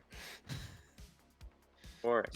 I will say everybody is just as invested in this whole Barney debacle as you are. Hey, look, man. All right. He hired me. He's like, hey, I want to pick up women. I am not gonna let him down. He's getting his money's worth. What can I say? Mm-hmm. All right. So I don't know. I guess then, Oid, since you're so invested in this now, are you also going to go into this mineshaft shindig? Sure. Why not? Bro, I tell him to play a woman. Yeah. God. Play a second woman to hang on his arm. Yeah. Make all the other women jealous. That's the secret. Just maybe that's the secret. Just know a shapeshifter. Gotta pick up women. Yep. But yeah, okay. So you all head to Blytheval's Folly, and I guess I'll give Cairo his tour first, since he was supposed to get there a little bit before everybody else. So you show back up, and again, you walk all the way back up this mountain, like a 20-minute hike, and you get to the mine entrance, and Moonshine walks out, and he like spits like a glob of tobacco on the ground, and he pries the wooden boards back off the entrance, and he this time he tucks them under his arm. Do they have like real tobacco in this city, right? Yeah. So Cairo probably would have been preparing his like actual set and picking up some actual cigarettes while he's here. Yeah, you see that, like, as soon as he, like, spits some of the tobacco out, Moonshine puts, like, a big can of dip out of his, like, overall pouch, just, like, the big, like, kangaroo pouch, and he just, like, starts chewing out even more of it, and really packs his gums with it. Cairo will pull out a cigarette, and he'll go, I still can't believe you guys have actual cigarettes here. Like, you Yankees, and, your artificial goods and services. No, down here we do things very differently. Oh, trust me, I'm aware, and I love it here. He's like, now, speaking of doing things differently, why don't you come on in? And he, like, waves you into this still pitch black mine shaft. I'll take a couple drags and then flick the cigarette away because I don't want to start a fire. And you're like, oh, don't worry about that, friend. Well, actually, maybe you should. There's a lot of moonshine in there. Anyway, and it's like, we have open flames in here, but just don't knock them over. Away from the alcohol. Yeah, don't knock any of them over. All right. And he leads you into this, like, probably like 50 feet, 60 feet into this pitch black tunnel. And all of a sudden, like, this is like buzzing sounds. And then all of these lights just chung chung chung chung chung chung chung. These like industrial sized like LED, like the long bulbs from the ceiling, kick on, and you see that this one tunnel leads into a massive central room, like a big domed cavern, right? And then splitting off from the domed cavern is like 5 or 6 other tunnels that all go down into different things, and all have different signs over there over the top. And Moonshine's like, all right, well, if you'll follow me. And he walks over behind the bar, and he puts the door planks behind underneath the bar counter. And this main cavern has a full LED dance floor, by the way. But the ground is still dirt and stone. Right, it's just like the hard rock of the mine, it's like a cave, but they've sunk the LED floor into the ground, and so it's like part of the cave. You're like, all right, well, we've got the main dance floor over here. You can sit up over in the main room if you like. We also have, and he points to each of the different like side tunnels. You're like, that down there is the hot springs. Gotta pay extra to go into there, but people like them. Down that way is the rooms for rent. Down that way is the VIP bar. Down that way is the personal quarters of yours truly, and also the prospector and my wife and my little boy. And the last way is an escape tunnel. Interesting. Yeah. Good to know. But do be careful if you decide to go wandering down wayward cave systems. They can get pretty confusing and labyrinthine, so never go anywhere alone, is what I'm saying. Always, we like the buddy system here. Fair enough. All right. And Unc will be with me, by the way. okay. and he walks you over, and you see that like this big domed cavern has like the I forget what stalagmites or stalactites that are from the ceiling, but there are ones on the ground too, along the very edges of the room. And some of Yeah. them have been carved into tables and like Oh, stools. that's really cool. That's And really neat. against one end of the room, where the LED dance floor is built into the floor, into the ground, there's like a Yeah. raised platform carved out of the stone, like a Oh wow. semi-domed like amphitheater stage that's raised up from the rest of the floor. And then you see that like built into the rock face is all of these like outlets and like wire ports and like lights and all this stuff. And he's like, we like to pretend like we all Luddites in these parts, that we hate our technology, but really we just keep all of that stuff Hidden, hidden beneath the surface. It keeps the authorities from looking too harshly on my little establishment here. And you see like Fair enough. tucked near one of the smaller side tunnels is another like a sixth or a seventh side tunnel that Moonshine didn't say anything about, and it's also still boarded up, and it just says restricted access on it. And it's not lit up, or you can't see down the tunnel. I'll take an assumption and assume that that's staff. Yeah. And Moonshine's like, all right, well, feel free to sit up here. Some of my other associates may start trickling in over the next hour or so, and then by around 7 o'clock, 8:30, well, not 8:30, 7 o'clock, 7:30, the guests should start arriving, and they'll come in, they'll dance, they'll drink, all the normal Alright. stuff you would assume from a fine place like mine. Alright, sounds good. I'll get set up, do an audio check, and get myself all dressed up for tonight's event. Like, you do that, Sonny. I'll be over by the bar. And he walks over, and as you're setting up, you see that he just brings out these like makeshift rickety wooden crates full of mason jars full of moonshine, and he just good like slams them onto like the bar counter and the bar like the shelves behind the bar, and like he brings out bottles of like other drinks. None of them are labeled. You assume they're all different. And he just like sets them all up, very like meticulously. Whiskey and whatnot. Yeah. And he gets all that stuff set up. He like washes the bar down and everything.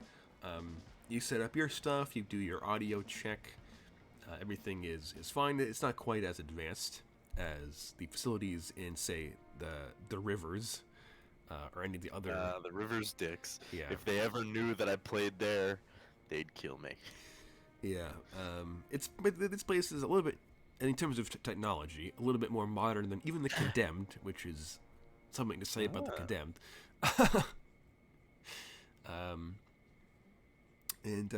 Yeah, after like 20 minutes or so, people start showing up, more employees, but they're not like employees. You get if you haven't already, this is a fixer bar. So Oh. the employees that show up are all like grizzled, scarred. They've got like obvious chrome. They're all packing like obvious guns, or, like swords, or all kinds of stuff. They all got Well, I'll set up. tattoos. While that's happening, I'll set up my lighting, the deep purple into like dark reds, and I'll set up any visuals if there are any like screens to be projected on.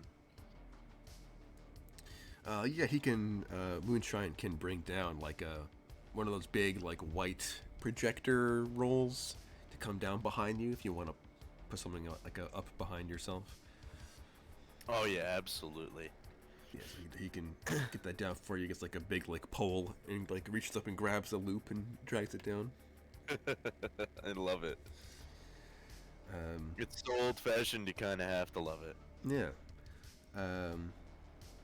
And yeah, his employees are gonna come in, and even like the women that come in are all like jacked or chromed or covered in tattoos, and they're all like rowdy and like it's like they kind of like pre-game their shift. Like they all grab mason jars full of moonshine and like chug a bunch of them, and like cheers and stuff and celebrate, and then they all like as soon as the clock strikes 7:30. During like the audio check and everything, I'll politely ask for one of those bottles of whiskey.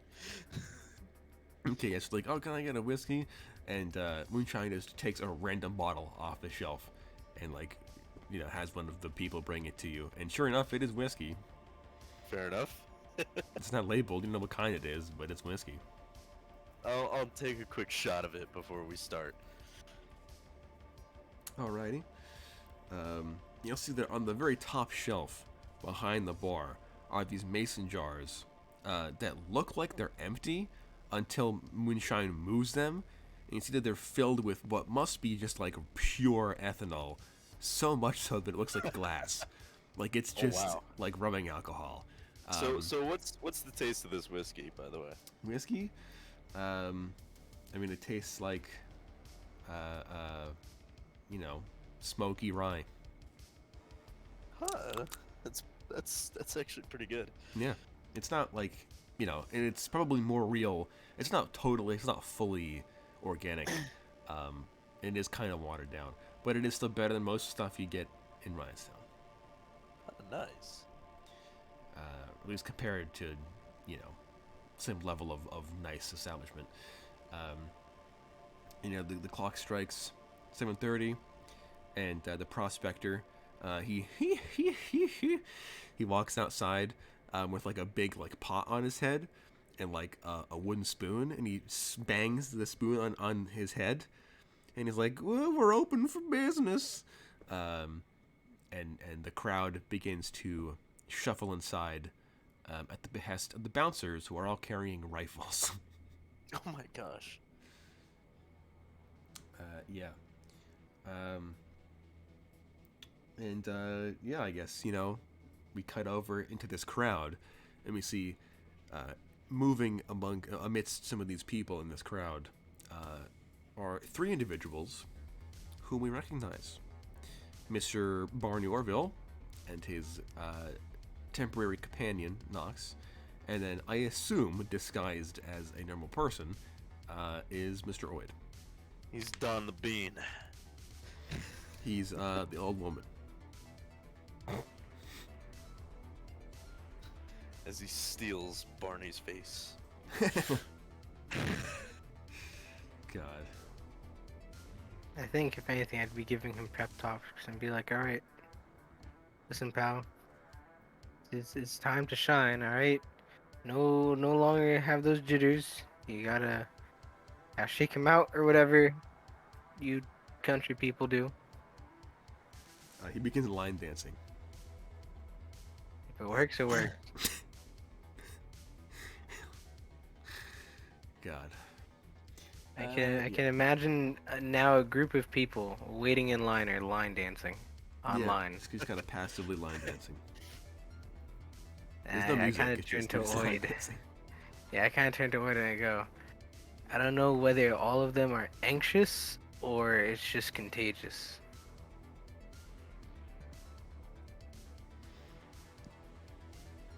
Oid is Oh. staring But into no, the he's line distance. dancing. Yeah, he's also He's line line dancing. God, it's like the dancing disease. Hold on. Yeah. I can fix this. Did it work? Evidently not. Apparently not. So yeah, it's canonical. Oid's line dancing. Cool. bro. Ah, it did work. But yeah, so the line moves pretty quickly, especially because you guys got here, like right when the club opened, and the party gets real wild, real quick. Maybe it's because all the drinks here will blind you, if you have too much, or if it's just like the wild They're atmosphere. extremely high proof. Yeah, or it's just like the fact that there's like an old man dancing on the tables, with a pickaxe in his hands, like swinging it wildly over his head. I should know the prospector is also definitely blind. Like his eyes are like milked over. God. Yeah, but he can still move fine. Like he's really weird. Like I cannot impress this enough. I guess for like Nox and Oid's Wow, sake. has being down these caves for so long turned him into a bat or something? I mean, you don't know what it is. I think it's just the amount of He doesn't have moonshine. obvious chrome or anything, but he walks around pretty fine. He does like bump into people, but not like furniture or anything. And at one point, you guys see him like carrying, like I'm talking like chugging, a mason jar full of moonshine, and like Moonshine the man runs over and it grabs out of his hand and is like, "What is wrong with you?" And he just looks at Moonshine and goes, "He," and walks away. Yes, you got a couple of things to learn from me, Sonny. Back in my day, I shot good beers all the time. Moonshine's like, "This will Hey. kill you," and he's like, "That's why I drink it." I've been waiting to die for over 80 years now. I Yes. definitely turn to my customer and go, just Don't end up like him. don't approach him. yeah. Barney is thoroughly weirded out by the He will prospect. definitely steal all your bitches, so just don't approach him. Yeah, people seem to kind of treat him like if you bring like a dog to a party, that's what they kind of treat the prospector like, which is kind of sad because he is, a human being. A fully functioning human being. Well, I wouldn't say fully functioning. Well, he's functioning enough. He is a human being. He's like the dancing dog gif. Yeah. A little bit like a human zoo going on. It's kind of people will like throw him money or like buy him drinks just to see how insane he gets. Until Oh, there we eventually, go. There we go. That one. I feel Moonshine like has to cut him behind off. closed doors, There we like go, he goes, it's moving God, these Neanderthals are buying me alcohol. It only takes so much. My lord, these peasants. Oh. It's in meme dump. There you go. You're welcome.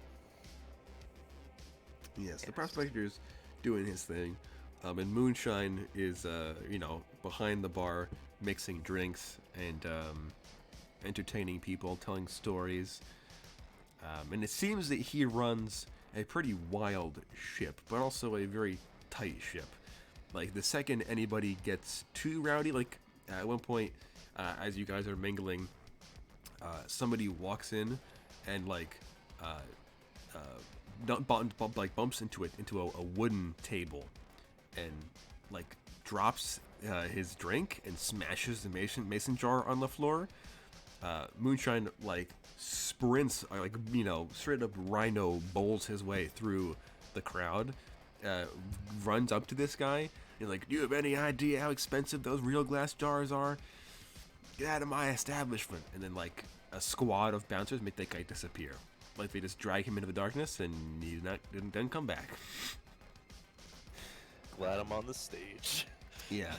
But you can see from this, you can see all this stuff happen. You also would see as you're kind of mixing and DJing and stuff. Oh, I got the bass going. Oh yeah, and like the stalactites are shaking, quivering, and like the lights are like flashing like out of the mine shaft, so like the whole valley is lit up, purple and red lights. But from your elevated position on the stage, you can see that like Moonshine is absolutely like taking visits from different shady people. Like he's taking like people who are obviously mercs, because you guys are mercs. You recognize one when you see one, and the whole night pretty much. These either like lone wolves, these groups of 3 or 4 or 5 well-armed, scary-looking individuals. They'll approach the bar. Moonshine will talk to them for a few minutes, maybe give them like a massive stack of cash, and then they'll leave again. And then somebody else will approach the bar, and Moonshine will talk to them, and then they'll leave again. And they come and they go, and they come and they go. And it's, I don't know, it's not like The Condemned, where everybody that goes to The Condemned is a mercenary or is somebody of nefarious reputation. So like, you know, everybody knows what's going on. It's all out in the open. But because you guys haven't always worked out of The Condemned, especially like, you know, Nox and then Bonus, and to a limited extent Cairo as well, you know that business like this usually isn't done out in the open. And Moonshine, he kind of gives off like mafia boss vibes as opposed to like fixer vibes. Like, he's definitely a fixer, but he has like this cadre of goons that like he doesn't have to even say anything. Like, he'll just look, like shoot one of the guys, because there are dudes at all the different tunnel entrances, also with rifles, and like he'll just shoot one a glance and like nod at somebody, and they'll swarm the dude and drag him off, or like, you know, like make it disappear, you know. And none of you guys get targeted because you guys are all, I assume, keeping to yourselves and not causing any problems. But you know, people who might get a little bit too drunk, or like at one point, you see one of the women who's like serving drinks and food and stuff. She rushes up to Moonshine, and you hear her, I see her very enthusiastically complaining and yelling about something. And Moonshine gets really irate, and like has his goon squad like drag one of the, like, this big burly manly macho guy like straight up out of his chair, away from his table, and they drag him down one of the other tunnels, and you just hear screaming coming from that tunnel every so often. I'll turn up the music a little bit more. Yeah. So that people can hear it. Yeah. Yeah. So Moonshine, I don't know. You guys get, at least Cairo definitely would, a little bit of like, you know, sure, he's friendly and he's nice, but he's also got like some sinister is going on with him. He's not. He will in fact kill you on the spot. Yeah, he's not as altruistic as Captain Since is. I'm up on this stage and I can kind of see everything that's going on, is anyone like intently looking at me and not, you know, hanging around, dancing to the music? I mean, people will like come up to you and stuff and like request songs, or, you know, strike up a conversation about music and stuff like that. Like, people do. Can you play these this days. country song? No, sorry. Can you play Cotton Eye Joe for the 80th time? No. Leave me alone. Go away, Barney. I'm not talking to you again. I've had 60 other people come up to me and request that song. I don't even know what that song is. It's 100 years old. Leave me alone. It's a classic. I don't care. Leave me alone. But yeah, so I don't think anybody's like evil eyeing you. But you know, people are generally nicer. You guys also would know they do collect weapons at the door. I forgot to mention that, but they do take your weapons at the door. They don't really put them, but they take them, put them somewhere. And yeah, you guys are, you know, you can feel free to do whatever you guys want, if anything, over the course of this evening. Cairo's gonna do his best to put on one hell of a show. All right. You can give me a charisma check, I suppose. All right. Oh, baby. That's a 9. Yeah, so you definitely put on a bumpin' show. Hey, yo, this is a pretty bumping show, you know? Barney's like, yeah, this is really bumpin'. More bumping than usual. Something ain't right here. Something's gone horribly wrong. Man, why can I taste the color purple? Fuck. He starts Yeah. bleeding from his eyes. God, Barney gets roofied halfway through. He's so funny. I mean, it wouldn't be, but it'd be funny. Just so one of the nerdy girls at this party can take him home. God. He somehow got roofied, but he never took a drink from anyone. Yeah. He drugged. That's the he drugged himself, so that he got the confidence to talk to women. Like, what do you mean you took a drug beforehand? What did? Fuck. Would they allow like smoke leaf in here? Oh yeah, that's something. Yeah, yeah. Mm-hmm. I'll sub vocal over to Knox. Be like, hey, heard you got a stick in the mud. I say back. I'm like, well, he's doing fine now. I think. I don't know. Try and get him some smoke leaf. Maybe then he'll lighten up. I would acquire some smoke leaf for him. Actually, I ask him, does he even take drugs? This Sunday best spherical church member, of course. Ah, glad. This is the I'm spherical good. church. I'm glad the lore hasn't changed. Yeah, this is a historical church. So they got sending people who are to hire Flavius's pleasure cult. Yeah, this dude is, well, they're not pro-drug, but they don't hate them either. Down south, they probably still would have a degree of stigma against them, especially like the harder stuff. But because you guys are in a underground illegal speakeasy, but for Georgia, I think if you're here, you're down to do stuff that is not culturally accepted, like drugs. Yeah. So, what I'm gonna do? I'm gonna somehow acquire some boof for this guy. All right. I'm gonna look at him and be like, hey. I can tell that you haven't taken a single sip of your alcoholic drink at all, despite getting it from the bartender, which... You're like, I got a margarita. Yeah, but you're only holding it. It's warm now. You let it get warm. You let alcohol get warm. You let it melt. I pat him on the shoulder. I'm like, let me tell you about drinking 101, because it seems the only drugs you've taken are the ones that you've acquired from your church.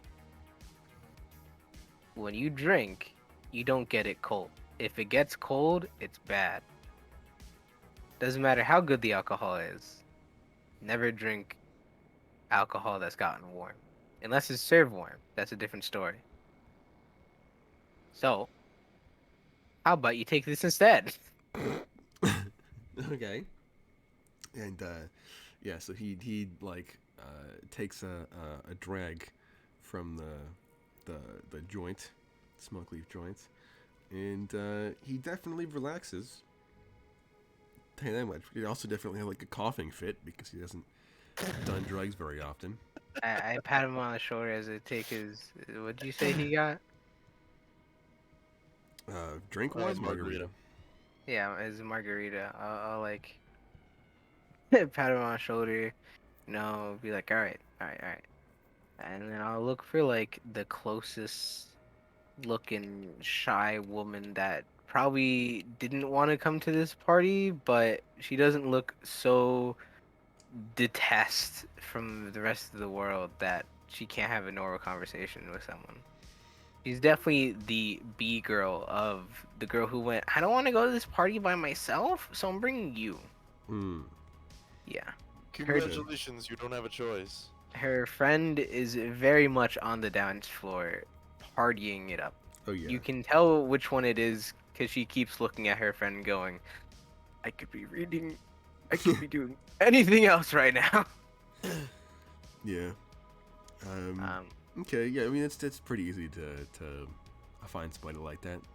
Yeah. So I'm like, all right, now that you're relaxed and you stopped coughing, how about you walk up to that girl? You're just like, hey, I don't know. Strike up a conversation as best you can. Remember what Xanthorpe told you. Remember some of the things that Dapper told you. Don't remember the insults. Um, and look, all right, you don't need, if she just doesn't end up talking to you, don't take it to the heart. Remember, there's like 1, 2, 3, 4, 5, 6, a bunch of people here, all right? Sounded it'd be like a bunch. You know how much a bunch is? Because it's a bunch, all right? There's plenty of women for you to talk to besides me. And then now that his like he's a bit blasted, a bit out of this world. He's like, okay, sure, I guess I can give that a try. Go get him, Tiger, all right? he, like- Just don't make it awkward. He like stumbles through the crowd towards the woman that you pointed out to him, and you see he starts to talk to her. I guess I'll roll a dice. I'll roll for him. Why not? See how well I does. Give Well, him a needs- +1 because he's high. I got a 3 on the dice. God damn it, I Um, was gonna say if he needs So is help, that a I'll clear wingman. strikeout? okay, you'll wingman. Right, that'll give him advantage because you're helping. I'll wingman. Ah, yes. Help action. Oh my god. Jesus Christ. Well, it definitely seems like he failed. Well, another 3. So yes.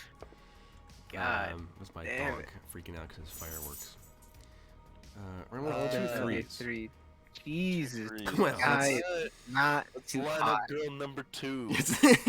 Alright, I'll be like, do not approach. Just leave the conversation. She's Just leave the clearly. conver- She's Yeah, I think- ignoring you. I think that's definitely part of the problem because he's like so blasted. He doesn't really register that like he's just missing all the social cues that she's like doesn't want to be here and definitely doesn't want Oh. to talk to this guy. I'll some vocal nugs and I'll be like, just saw your boy strike out. Tell him to keep it casual. I may have gotten him to approach the wrong person on purpose. I all needed part of the him plan. to experience failure before he experienced success. Good plan. Mm, Now tell okay. him the next girl he goes to, lay it on light. Alright, Alright. I do that. I'm like, alright, just I go, alright, you see that other girl? I don't what would be like the step up from the girl that you shouldn't talk to, but clearly she's like your type, but you should have approached her in like a cafe. Not a club she doesn't want to be in. She actively has a book, which makes it a conversation piece. Yeah, we'll do nerdy girl number 2. Oh She my god. she like is okay to be here. She actually has a drink. Tell him to ask her to dance. I rolled another 3. Fuck. Give him advantage. Okay. Are you gonna help him out again? I'm always wingmanning my Alright, man, wingmanning. bro. Oh, he almost that was on the bridge of a 2 and the 8, and it rolled onto the 8. Oh, thank God. Alright, Yeah. it worked out. It worked out. He got the dance going. I'm assuming the way I'm thinking about it, she like went, alright, this guy's kind of odd. But after some talking, and then he's like slightly sober enough to recognize the book. I'm Yeah. imagining, and they start Or talking maybe about it's the like book. maybe it's like a book. Maybe it's one of like a book that Xanthorpe wrote or something, or like a book on like logistics and like transportation. And he's like, oh, I never read that book so many times, one of my favorites. And they start talking about this book, and then he's like, oh, bro, I met Xanthorpe today. And then she's like, oh my god, really? And then they It just hits off there. yeah they hit it off talking about transportation and shipping. At that definitely point, shipping I'll bring up something. a swell and then a massive bass drop. Yeah, I'm just gonna be like, like, all right, now, I'll be Seal the honest. deal. I have no idea why you're still on chapter 15 of this book, but regardless, you need to seal the deal, man. Ask her to dance. Show her your schmoves. You know, don't literally feel her out, but see what type of dancer she is. All right, you know. Okay. You got this, man. And then he's You like, got this. oh, what kind of music do you like? And then, let's see, a woman who likes reading books about Logistics. What kind of music? Now I'm kicking in my music Coin. brain. Flip a coin, Coin. and if it's heads, she likes the kind of music that's playing right now. I If think it's tails, she likes a different kind of music. It's Tails, it's a song request. Logistics is all about like math and efficiency. So I think she would be into like electronic stuff, but not like super hard electronic, but like your standard kind of like house music? Yeah. Mm. She's like, oh yeah, I like house music, a little bit of electronic stuff and synth and whatever. And then he's like, oh, so do I, but also I like Cotton Eye Joe. And she's like, what? No, That was just a joke. no, joke about that. Don't mention Cotton Eye Joe. Fucking just be like, I'm kidding. I want to pull your chain or something. Just act like a joke, all right? Don't worry about lying to her, okay? You've And actively then got an earpiece. he leaps from his chair, declares, I'm going to pull your chain, and then drags her onto the dance floor. Holy shit, it worked! That's not what I meant, but it fucking worked. I'll make a light, like a clean transition into like house EDM. Okay, yes, you get. So now I'm gonna roll his dancing skill. Should I do a performance check? Yeah, sure. I'll say that because you've got the communication going, you can kind of like gear the songs in a way that fits his rhythm versus Bro, the other there's way just around. someone else out there that like trying to bag a country girl, and Oh, he's like, baby. I love He's Cotton Eye in Joe. He's in luck on that roll. Oh, I rolled word? a 10 for this man. Okay, I'll Oh. give him advantage. He's got the DJ, on his side here. Hooking him up. Oh, I rolled a 2 and a 10. Hey! Holy shit, he's got the girl! He did it, ladies He's and got gentlemen. So, he's got the uh, schmoobs. I think the only way this can come truly full circle is if this like EDM music kicks in and house music kicks in, and people start like getting a little bit less intense with their vigorous gyrations that I call dancing, and Cairo, you're following this guy's. There's one guy in the crowd. You're following his rhythm instead of anybody out, like the whole crowd I'm you're supposed to. bending everybody else's rhythm to his Yeah, rhythm. to him. So at one point, because you're on the elevated position, you can kind of see like everybody's movements and like you like tweak them. So that, at first he's the only one out of beat. When you adjust like a slider, and then everybody's in sync with him all of a sudden. And everybody's like bouncing up down and whatever and dancing. And then as this guy's on the dance floor, kind of being a bit awkward at first, he realizes that this girl is also a really bad dancer. She rolled a 3, so God. she is not much she's about as bad as he was earlier in the day. So then she starts to kind of be like, oh, this is why I don't go to these today. So she tries to leave. So then Barney, being the nice guy that he is, he decides the best plan to impress a girl who doesn't want to be here is to look like he doesn't want to be here either, right? And to kind of play it off nonchalantly, jokingly. So he's like, oh, well, if you think that you're a bad dancer, I'm even worse. And he begins to line dance to the EDM music. But the problem is that because he's been trained to line dance since he was 3, he's a very good line dancer. And because Cairo is matching his beat, you end up mixing this EDM song to the rhythm of a line dance. So eventually, the whole crowd is line dancing to a house song. New Southern experience. This is a wonderful occurrence. One day when this gets animated, I would love to see that. And now, This is truly a southern anomaly. to really bring it full circle, I like to think that maybe, just maybe, Cairo had busts out an improvised trap remix of Cotton Eye Joe. No, it's I was gonna bust out one of Outkast's songs. Oh my It doesn't god. went down to Georgia, but it's the house remix. Essentially, yeah.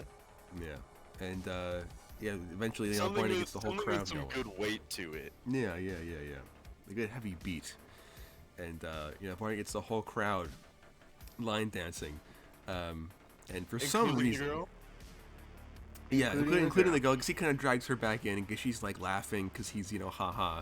And then, like, more people start to join in on them, until eventually the whole crowd is doing it, including, I assume, Oid, who is, of course, a master line dancer. Bro, he's been line dancing since. This entire time. He's, On beat, out of beat. he's been in Don't the matter. corner with the prospector line dancing. And the prospector gets on a table and he begins to line dance. Bonus also is here all of a sudden, line dancing. I'm kidding. Bonus is being edgy in this hotel room. He's backwards line dancing. He's moonwalking.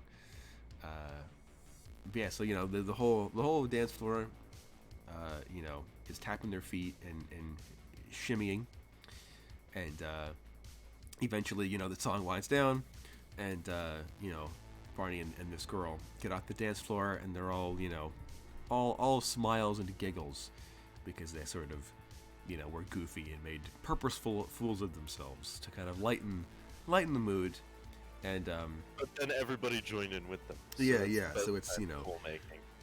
yeah, it's very sweet.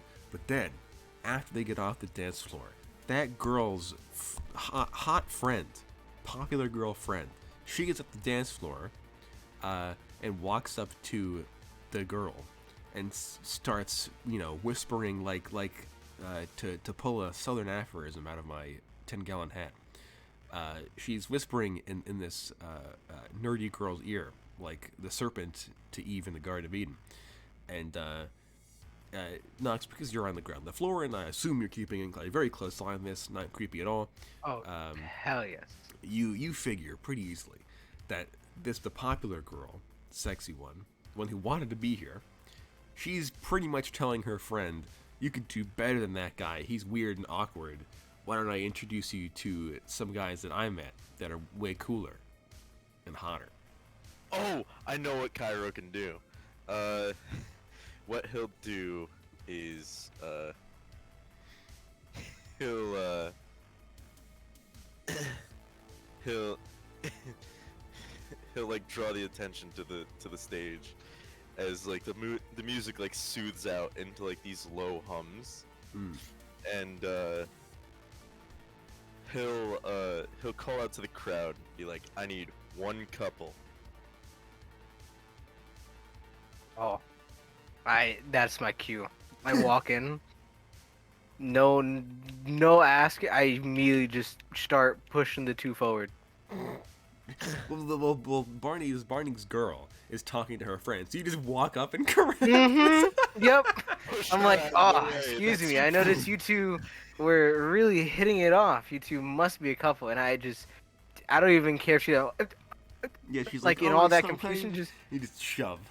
Just, yeah, they can't resist. You got bionic arms, and you're also not Yeah, human. so you just- what's she gonna do? Tell me no?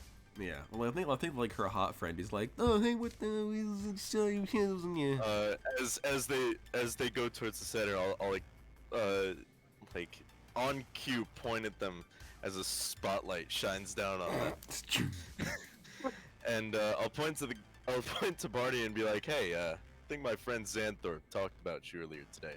Sound like a good guy. Quite the catch you got there, lady.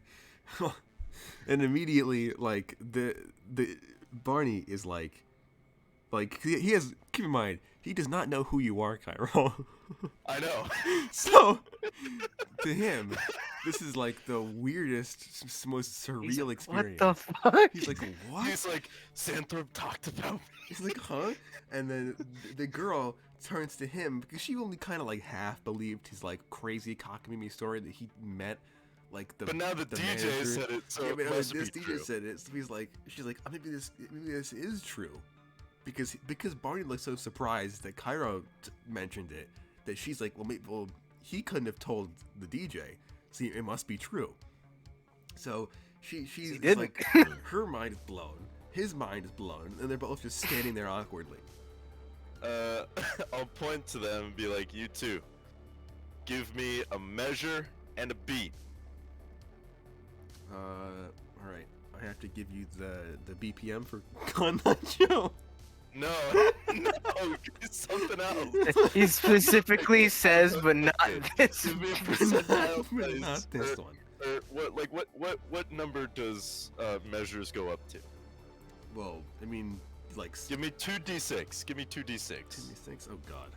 I mean, the most songs are 4/4. Well, there's also 5/4. There's 5/4. There's 8/4. There's 8/2. I rolled Right. 6/2, which is that's so scuffed. Ugh. What? So she gives me the measure Song is 6/2. that. I don't think that. And then- What song? I think that's like math rock is in 6/2. Well, that works perfectly then. God. All right, so I'll start playing some music in 6/2. Just some. So scuffed. That means that there's 2 beats per measure, and that means that. But it means that each beat is measured in. That would be 16th notes. 'Cause it means there's, Yeah, yeah, let it means me- there's 16 beats in a measure, but there's only 2. There's 2 beats with 16 notes in a measure. I think, if I remember correctly. All So right, it's let me gonna be give a super performance check. give a performance check. See if I can- The fastest Cotton Eye Joe I line don't even know dance if ever. 6/2 is even a thing. 6/2 music. I remember this is off topic, but is there a 6/2? Yeah, is there a 6/2 time? I'm not with any piece of music in 6/2. Well, now there is. I'll even do this one at disadvantage. And either way, it would probably be better felt in either 3/2 or 6/4, but it could exist. So I'm playing some theoretical EDM here. Okay, so this person says it was very common a long time ago and has fallen out of favor, but is still used, most recently, or want for a better term, in the Chichester Psalms of Leonard Bernstein. So Further though, niche. the meter you mentioned begs the question of what does it mean? I reference my sentence above where I say you've come to the right place because this is my things. Talk about 6/8, talk about 3/4. So, not only is there a meter of 6/2, but it will sound exactly the same as 6/4 or 6/8 if you use the bottom number note value in your tempo indication. The only way it will sound different is if you try to use these different meters in different combinations with different note values in the bottom part of the meter. Okay, so just like 6/4, which is not that wild. So you could do So, but I'm playing a theoretical 6/2. I'm playing theoretical EDM here. Yeah. Okay, I'll do a performance check for this one. God damn, that's an 8. An 8. Oh, best theoretical piece you ever played. Yeah. I mean, it sounds like 6/4, which stuff would be like 3/2, but yeah. Again, I can't provide any example of what this would sound like because I never heard a song in 6/2. You just have to imagine it. Or no, it'd be 6/2, or it would be 3/1, which would just be all of, like, thirds, which would sound really strange. I can see it being neat though. You know, I'm just saying. I don't know music theory, so I'm just kind of assuming from my past experience.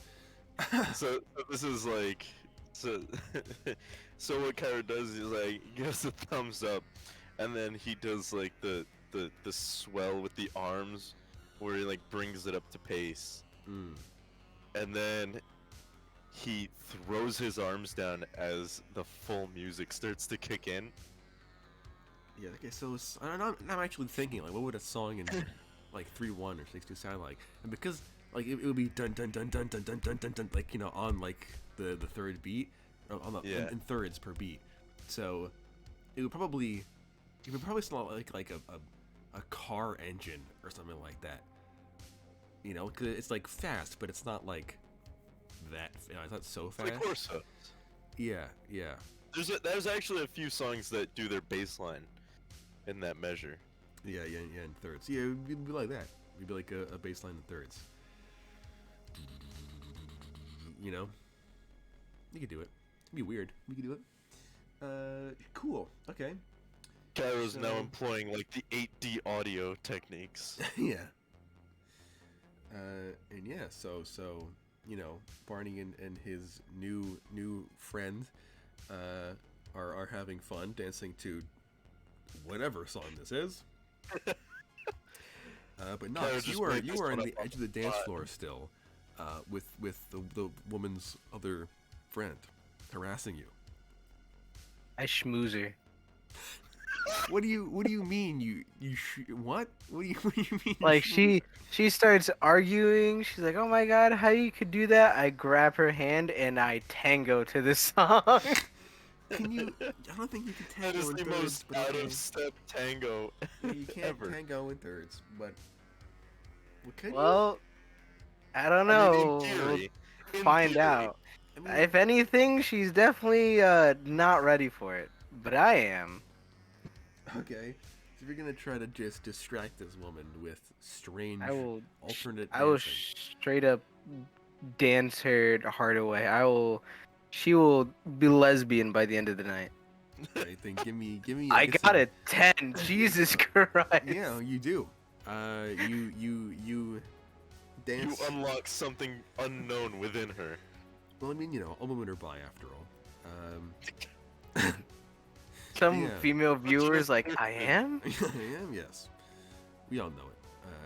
But yeah, I mean, yeah, I guess she suddenly forgets about her lame killjoy stick in the mud friend and is more focused about the burly woman covered in guns dancing with her.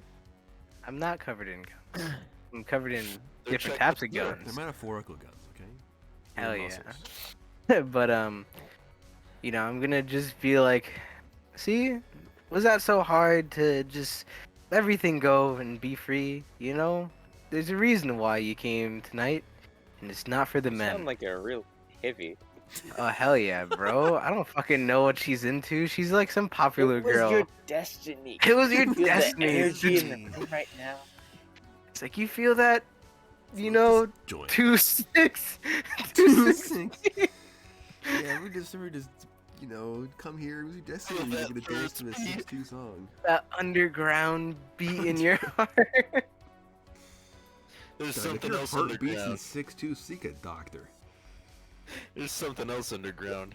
It's a deep-seated love for women. God. Yeah, I guess this woman is too distracted, and also a really bad friend in general. Doesn't really care about Barney or the nerd friend No. who's unnamed. And I definitely somehow managed to slip my business card somewhere on her dress. I don't know if she has pockets, but she has breasts, so that works. I mean, she would be wearing like probably what I imagine is like a really tight dress with like a leather jacket on top to be stylish. Works for me. Yeah, and the jacket would have pockets, obviously, so you can slip the card in the bomber jacket pocket. Yeah, that's what I do. I you know, slippered the card. I'm like, if you ever need me, give me a call. But we're still dancing, so you know, Don't she's call me probably right now. still just yeah. She's like, well, I gotta check if it's a fake phone number. I'm like, what? Do not call me. Uh, Just you walk away. It's just like, it's a business card. Yeah. Well, yeah, I've given business card to men before. It's like, w- ha- I don't know what to say. All right. Cool. So, the rest of the evening goes by swimmingly, unless Oid wants to, I don't know, kill the prospector or something. No! Take him and assume his place. Where'd the prospector go? Looks is like Alright, prospector's I smaller. I will take his face. You're gonna think take the discreetly throughout the prospector's night. face.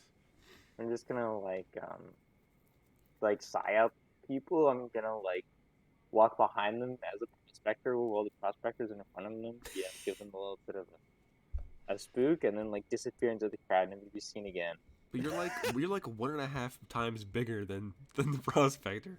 So there's one Oh, he's short bigger? prospector, and there's one very short prospector, and one very tall prospector. There's 3 now? Well, there's two, right? There's Oid, the big one, and then there's the normal one, who's really short.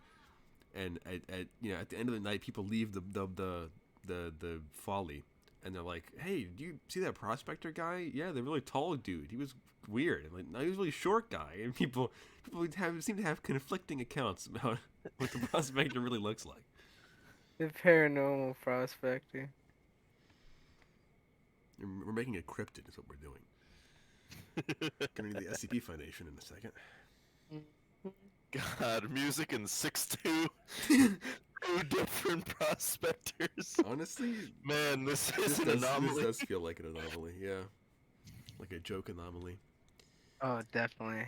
And I definitely would, like, I You would don't totally recognize the tall steal. prospector.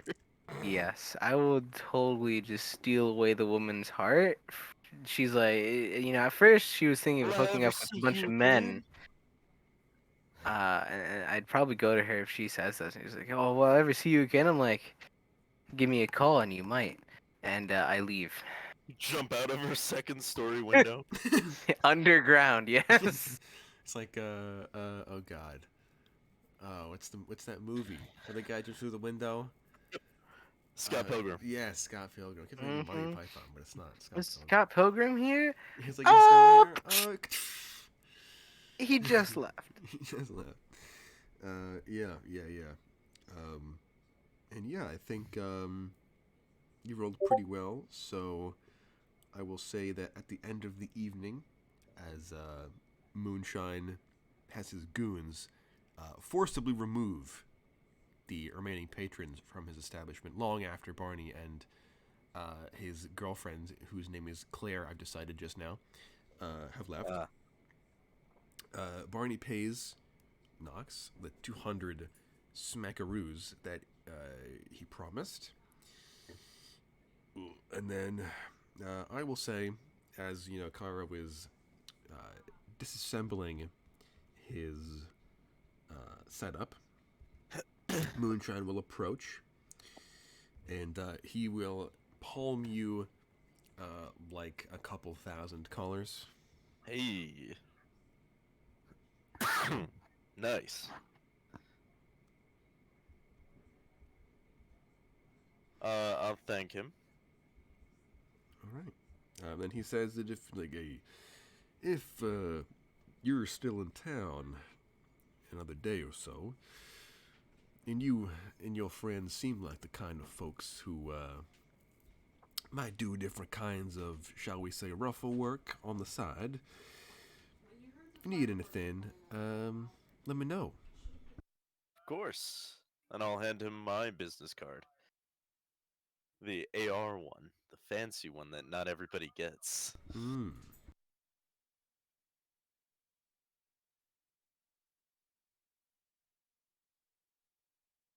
And then I'll pack up, whistle for honk, and make my way out. All right, we'll end the episode there. Very nice. Very nice indeed. We helped a man get a girl, turn a girl into a girl that loves other girls, played some theoretical music, and did some theoretical dances. A lovely session indeed.